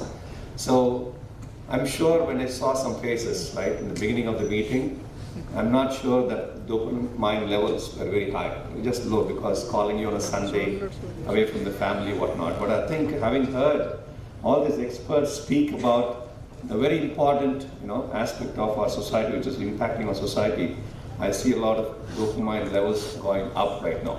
So that's definitely a natural high of the happiness, having heard from all these people and your willingness to be able to help at this point in time. Well, I've been tasked with this assignment. I'm sure most of you have this, right? And you're wondering what is this all about? And believe me, I also just came to know about this morning. This kind of a reality check, everyone, reality check. And if you look at, like say your age, I mean, very positively looking at, everybody's age is going to be at least 90, right? Plus, I'm not saying maximum 90, 90 plus. So you start plotting yourself as to where you are, right? There are two, boxes on the left side of the chart, which shows 90-year human life in years and a 90-year human life in months. You can split it up even to weeks. So this, if you start plotting as to where you are at this point in time, grayed out, all the circles or the squares, you will know how many years, you have passed, right? What all you have achieved, accomplished during this particular time, right? All that can be also plotted. But one thing is very sure, you don't have any control over this, areas that are grayed out. Do you all agree? You have no control. It is just about, like say, it becomes history for you to understand, appreciate, and relive your life in terms of what you have accomplished. But what is going to be left? As far as I'm concerned, I'm just seeing only about less than 30%. Right? In my, I started plotting. If I am lucky and if I am healthy, right? What is that I can do the remaining part of my life, right? There's going to be some IPL matches I can make, only see about 32, 33 IPL matches the rest of my life. So that is the reality. And whatever we have done in the past is different, but whatever we're going to do as we move forward, we have control over the time that is not grayed out. So the humble request here, please, it's a very simple exercise, but go back and reflect upon yourself and do this exercise. I'm sure a lot of very strong message would come out on this day of the soft launch of this program. Believe me, I don't know, I read a statistics wherein it says average time, right, average percentage a student spends in a school from the kindergarten all the way to 12th grade. Just guess how much percentage it could be. Any guesses? The statistics say about 10.5% to 11% is the average time of a student, right, from kindergarten all the way to 12th grade. But imagine that 10.5% of the time that he or she is in the school, the kind of impact that teachers can create, right, of the entire learning a student has. That's a very critical phase of learning, right? Whether it's educational or even behavioral, anything for that matter. I think that could be much more than 30-40%.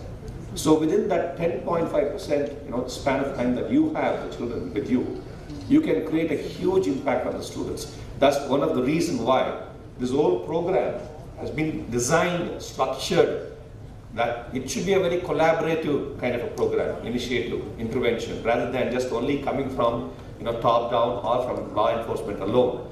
The parents have an equal role, the teachers have a very, very important role, of course the school management for that matter, and the citizens and the police enforcement and the NGOs like Hyderabad City Security Council.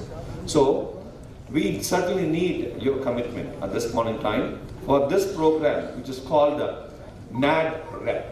That is the overall the objective of the program today. So narcotics and addictions, which talks about all the different types of addictions that we talked about. And just a very lighter note, I saw a movie wherein the addiction was happening by way of like say playing some music. I don't know how many of you watched it, but I'm not sure how far it is true as well. But there are many forms of like say substances that are being used now to be able to create a very addictive society. Next slide, please. So the narcotics and other addictions, desensitization, which is primarily refers to the process by which the brain becomes less responsive to the effects of narcotics over time. I think it's a different phase, but this may not require a lot of intervention, but it's about creating that awareness and doing anything that is possible to be able to desensitize those who have been affected, impacted by this. The next one, please. The next R stands for reprocessing. It's all about like counseling and doing all interventions to be able to create that psychological impact on the people who are victimized, right, to be able to recover, rehabilitation. Next one, please. Empowerment. So empowering those who should be able to take decisions. For example, the ADC that was presented by Mr. Our Commissioner of Police and Chairman of HCSC, and the forums that they're going to be talking about. I think Educational Commissioner also mentioned about it. Through all these different levels of governance, we are going to work together collaboratively to make sure that this program is going to be empowering those who need at that stage to be able to recover and help the other victims that they see, right, to come out of it, or from prevention. Next one is prevention. So NADREP. NADREP is an acronym for all these different sub-words, but all have a lot of meaning. Prevention is all by awareness. Make sure that we prevent our children, right, from being addicts. I think many speakers here have highlighted the importance of the prevention of drug abuse. I'm sure each and every one of us have that responsibility to be able to take it forward. And can I just get your commitment by everybody raising their hands? If somebody is not raising their hands, I'm not even just asked for what.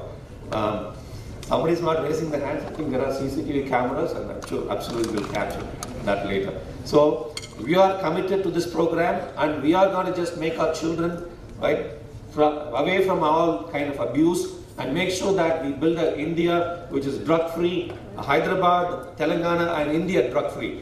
Can we just all raise the hands, please? Yes. We get your commitment 100%, and you stay committed already. Thank you very much. Wonderful. Okay. Thank you so much, sir. That was indeed insightful. I now request Shri Shrikant, Joint Secretary, Anti-Narcotics Forum, HCSC, to please present a memento to Shri Bharani.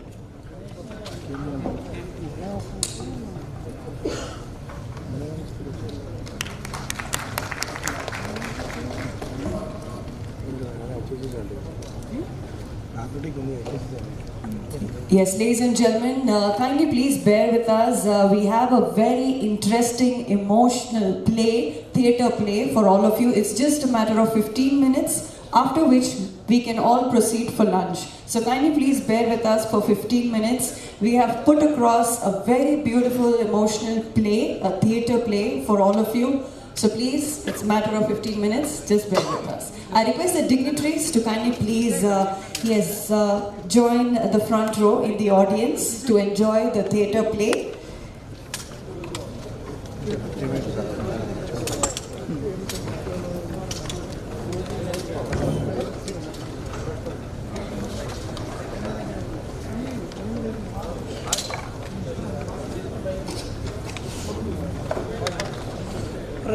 theatre plan? Plan Theatre plan.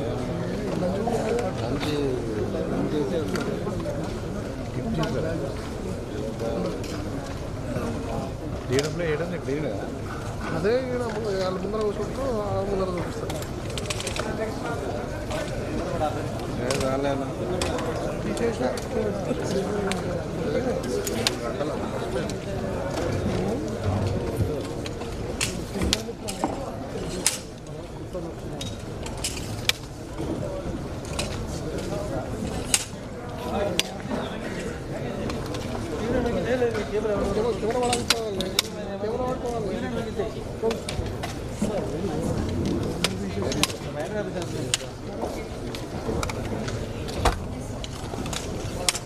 అట్లా table లేకపోతే అయిపోతుంది.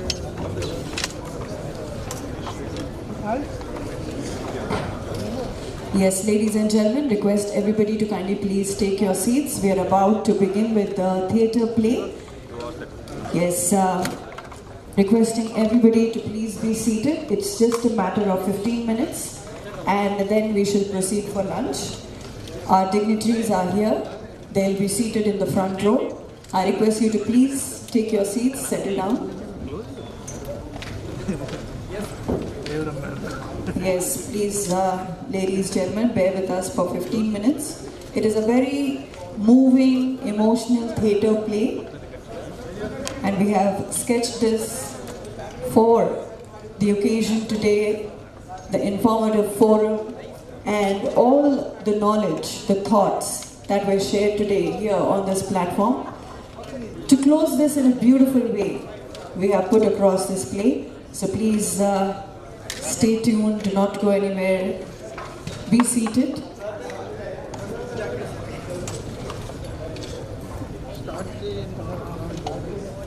Yes, ladies and gentlemen, we are about to present a very moving, emotional theatre play to all of you present here today. అందరూ pack up చేసుకుంటున్నారు, నేను చేసుకున్నాను.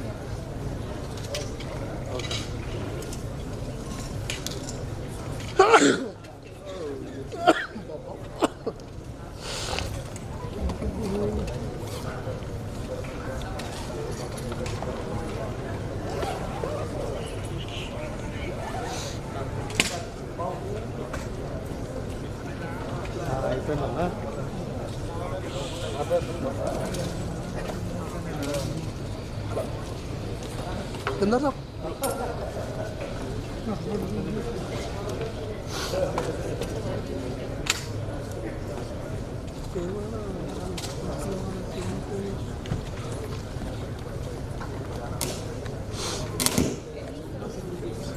Yes, ladies and gentlemen, please remain seated. We are about to begin with the theatre play.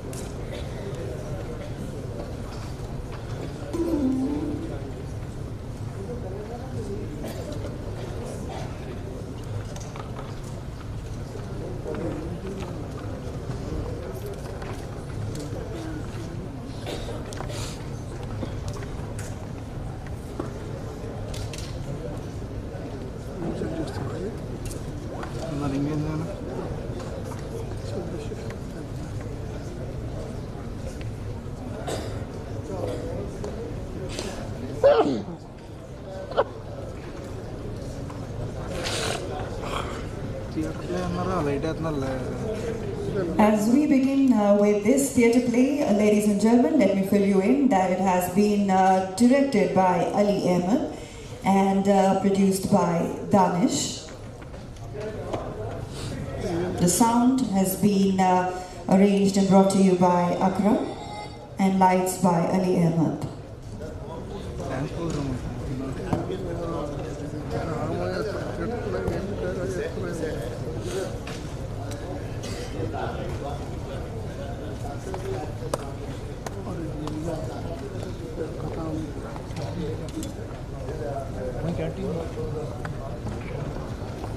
आप सभी को hello, मेरा नाम श्याम है। मैं 8th स्टैंडर्ड में पढ़ता हूँ।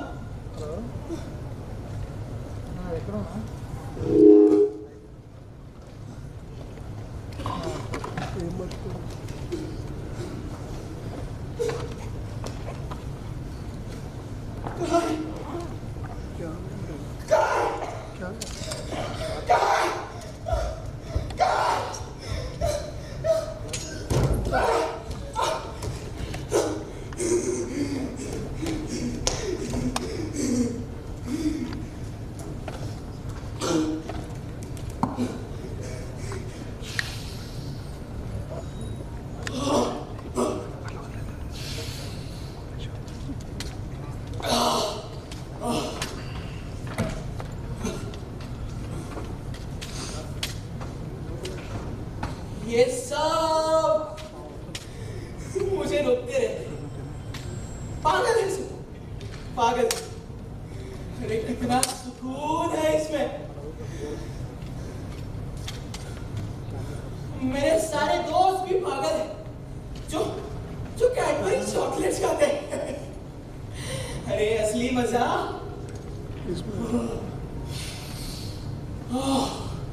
इसमें है।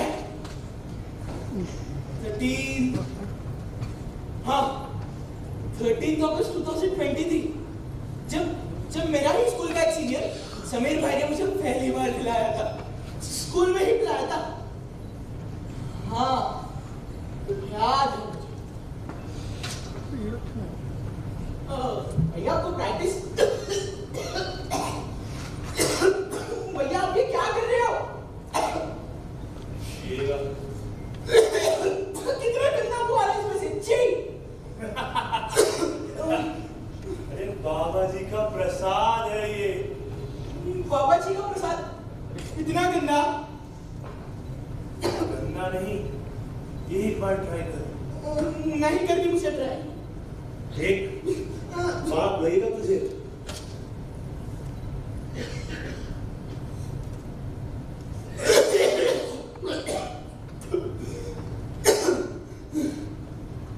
गंदा था।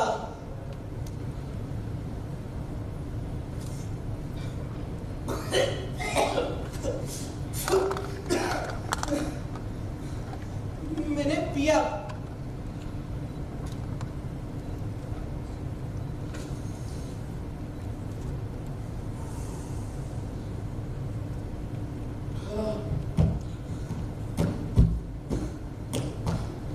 बहुत मजा आया था।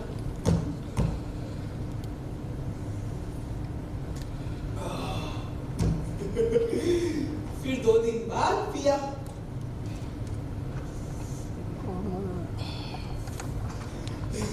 फिर रोज। एक दिन पता है क्या हुआ आप लोगों को? समीर भाई के पास वो नहीं था तो उन्होंने कहा कुछ और ट्राई करते हैं। मैंने कहा हाँ वो कुछ पाउडर सा था। हमने खूब किया।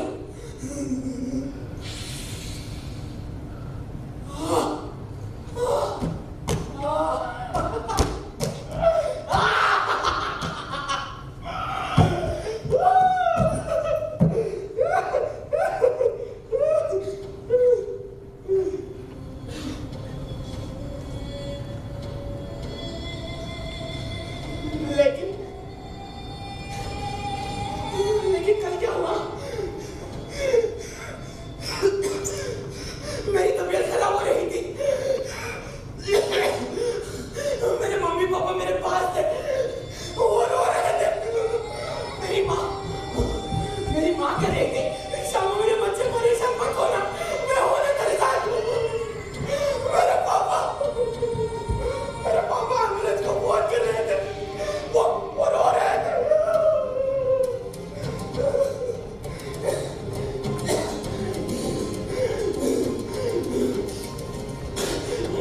मुझे क्या हो रहा है? शायद मेरे बाबा जी का प्रसाद कुछ ज्यादा ही दिया था। हाँ, ज्यादा ही दिया था।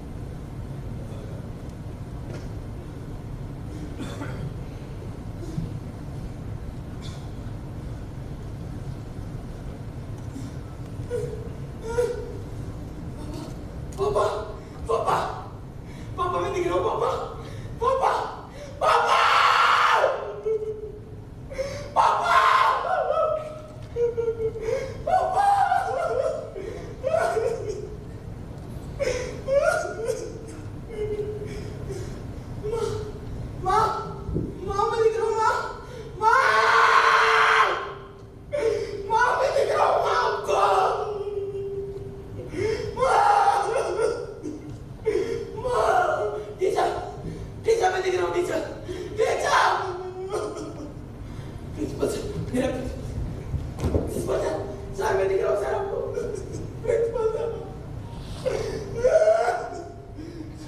राम राम संतोष मैं दिख रहा हूँ सूर्या सूर्या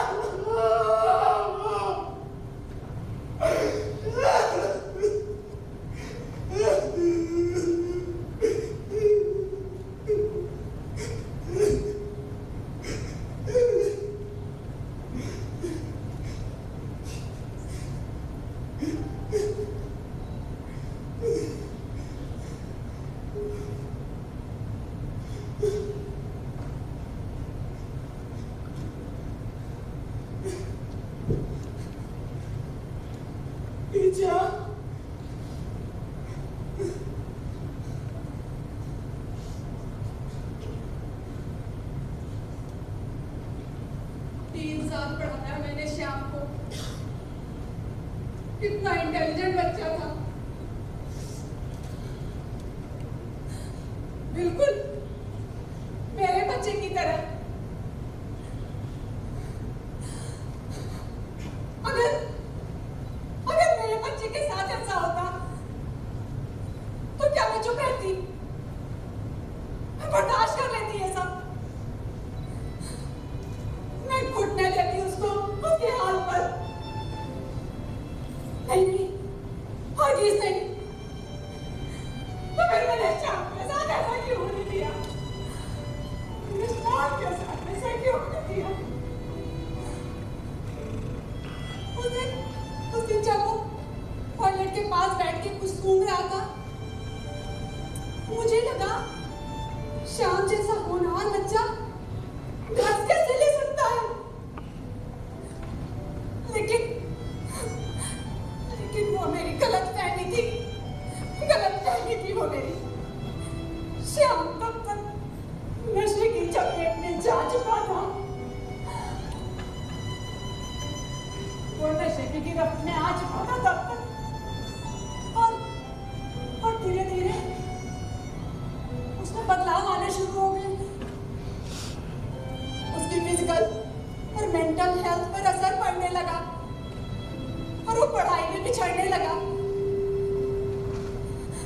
मैं प्रिंसिपल साहब के पास भी गई थी, लेकिन उन्होंने इस बारे में बात करने से मना कर दिया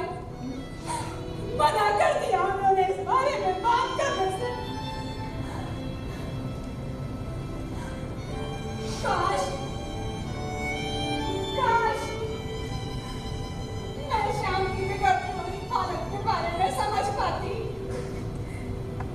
काश मैं उसे जैसी जानलेवा बीमारी से बचा पाती। काश मैंने प्रिंसिपल साहब की बात नहीं मानी होती और मैं श्याम के पेरेंट्स से जाके बात करती, तो आज श्याम जिंदा होता। आज श्याम जिंदा होता।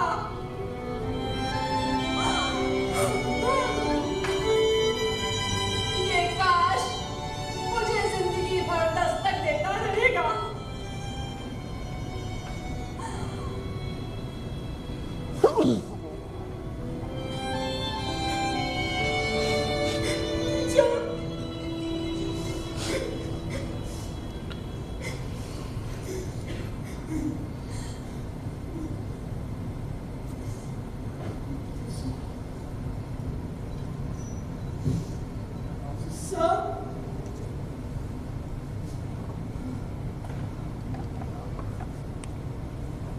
क्या नाम था इस लड़के का? हाँ श्याम। बहुत ही कमजोर थे तुम श्याम, जो ड्रग्स के चंगुल में फंस गए। उस दिन जब तुम्हारी टीचर बताने आई थी कि तुम ड्रग्स लेने लगे हो, तो हम बड़ी आसानी से पुलिस में कंप्लेंट कर सकते थे, लेकिन हमने चुप रहने का फैसला किया, क्योंकि अगर ये बात पेरेंट्स और मीडिया को पता चल जाती तो वे तो हमें बड़ी आसानी से जिम्मेदार ठहरा देते और हमारे स्कूल की रेपुटेशन मिट्टी में मिल जाती। अरे नए एडमिशन तो छोड़ो, जो बच्चे हमारे स्कूल में अभी पढ़ रहे हैं उनसे भी हमें हाथ धोना पड़ता।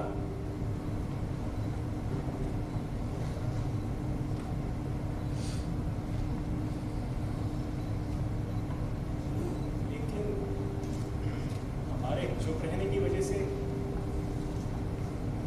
उन्हें तो अपनी जान से ही हाथ धोना पड़ा।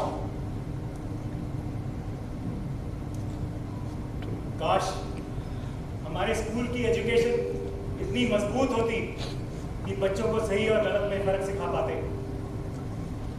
काश हमारे स्कूल की सिक्योरिटी इतनी मजबूत होती कि हमारे स्कूल के आसपास कोई भी ड्रग्स नहीं बेच पाता।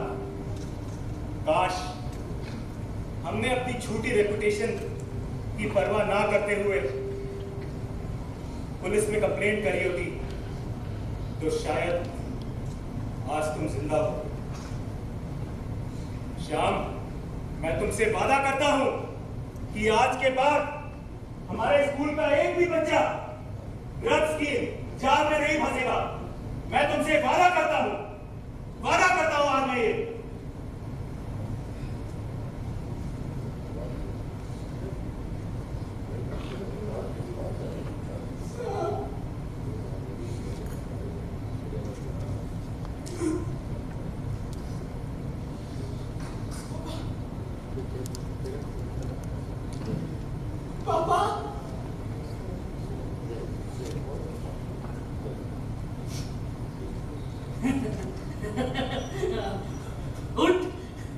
उठ जा बेटे, उठ। ए श्याम, श्याम, ए तू चुप क्यों है बेटा? तू बोलता क्यों नहीं? ए श्याम, देख तू मुझसे नाराज है। देखना बेटा, श्याम,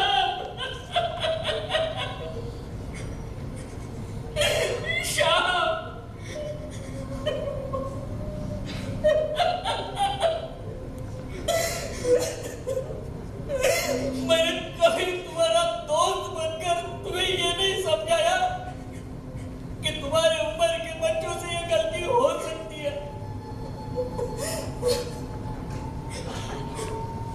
मैंने तुम्हें बताना चाहिए था कि शाम अपने दोस्तों की हर बात नहीं माना करते हैं। ऐसे नहीं, मैं तुम्हें प्यार से समझा सकता था कि श्याम अपने दोस्तों की हर बात नहीं माना करते।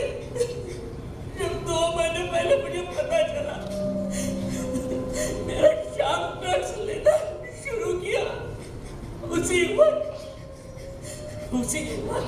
मैंने उसे प्यार से समझाया होता तो आज श्याम जिंदा होता। क्योंकि शायद उसे भी नहीं पता था कि ड्रग्स लेना इतना खतरनाक हो सकता है। उसे क्या, हमें भी नहीं पता था कि ड्रग्स लेने से किसी की जान जा सकती है। हमें क्यों नहीं समझ में आया कि ड्रग्स एक जहर है जो शरीर और दिमाग में बहुत जल्द फैल जाता है।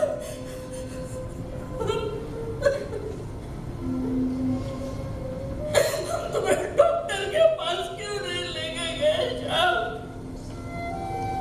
मैंने सोचा बुरी आदत है, ये तेरा बाप इस आदत को दूर कर देगा। फिर सोचा ये लोग क्या कहेंगे? तुम्हारा बेटा ड्रग्स लेता, ये लोग क्या सोचेंगे? मैंने कभी तुम्हारे लिए टाइम नहीं निकाला, ना कभी तुम्हारे दोस्तों से बात की, ना तुम्हारे टीचर से बात की।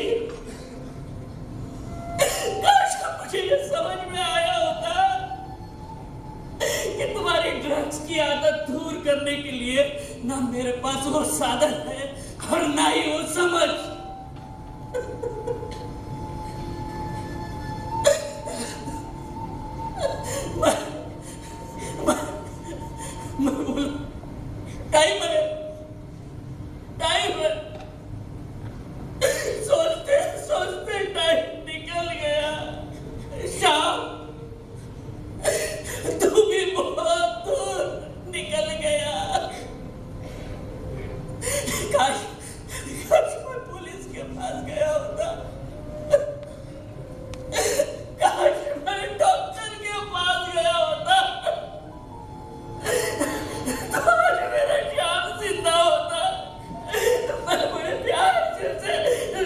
सुनने वाले खिलाता श्याम श्याम बेटा श्याम सब मेरी गलती है, अब मेरी गलती है, मैंने ध्यान नहीं दिया, सब मेरी गलती है। आज तू जिंदा होता तो मैं प्यार से तुझे गले लगाता। सब मेरी गलती है, मुझे माफ कर दे, मुझे माफ कर दे श्याम। मुझे माफ कर दे, मुझे माफ कर दे।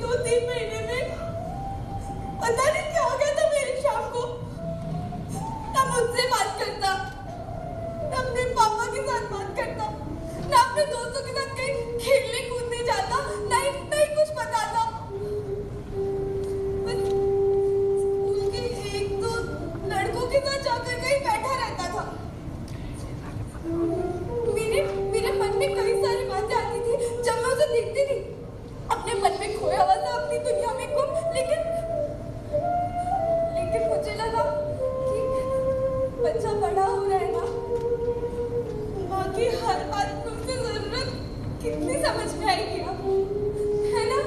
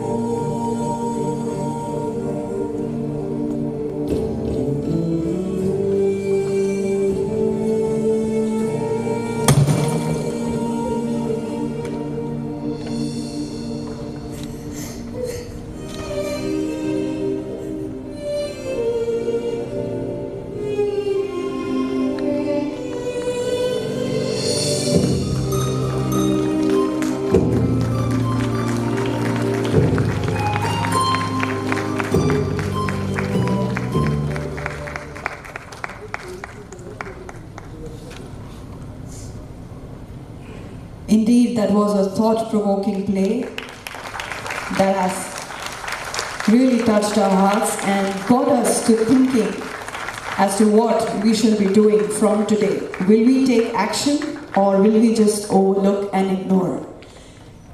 My dear friends, it's time to now introduce the crew, directed by Ali Ahmed, production by Danish, sound by Akram, lights by Ali Ahmed, backstage coordination Rahul, Uttam, Nikhilesh, Shrikant, and our actors. Please step forward. Supreet, Kunal Sharma, Suraj Mishra, Shivani, Amit,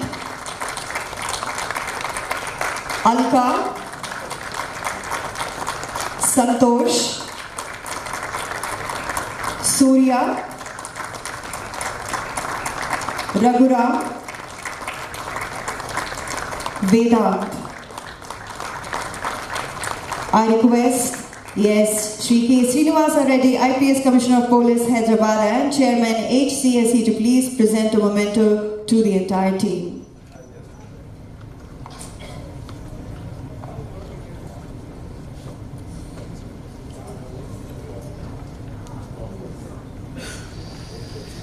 I request Ali Ahmed to please step forward and accept it on behalf of the entire team.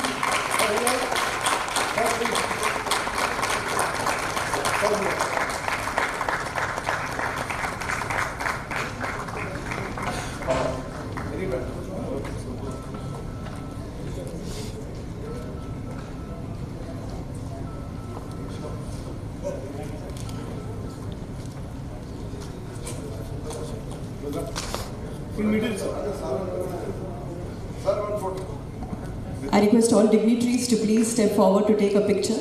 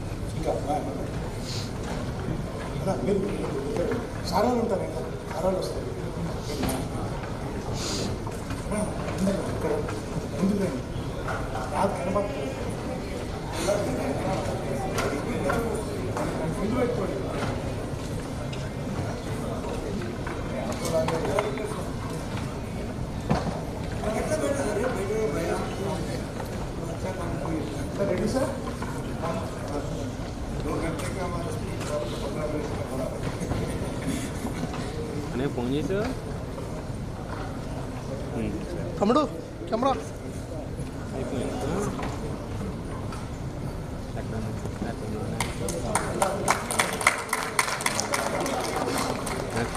I would now request our sponsor, COO of 360 Life, Shri Shiji, to please step forward.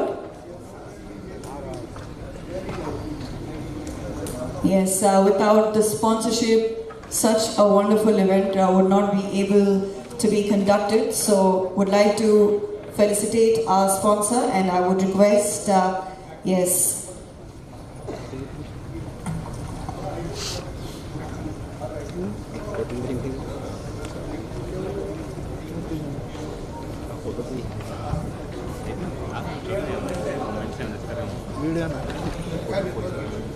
Yes, I request our sponsor, COO of 360 Life, Shri Shiji, to please step forward and receive the memento.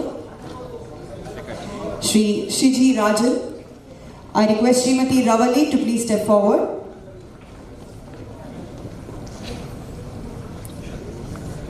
Ravali, yes. I request Srimati Anindita from HCSC to please step forward. Shri Najamuddin from HCSC, please step forward to receive the memento.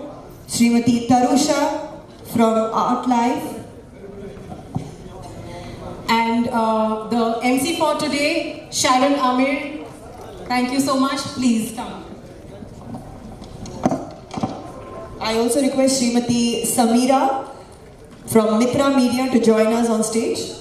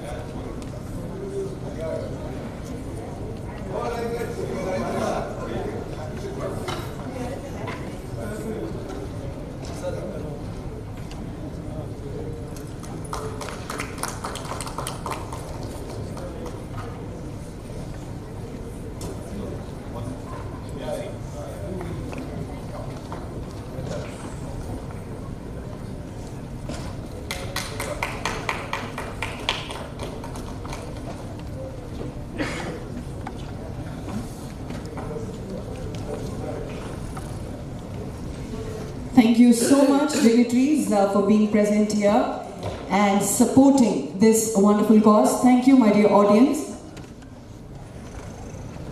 Thank you for bearing with us. I now request all of you to kindly please proceed for lunch. You can collect your lunch boxes at the lunch counter. So please proceed for lunch, and thank you so much for being a wonderful audience. Thank you.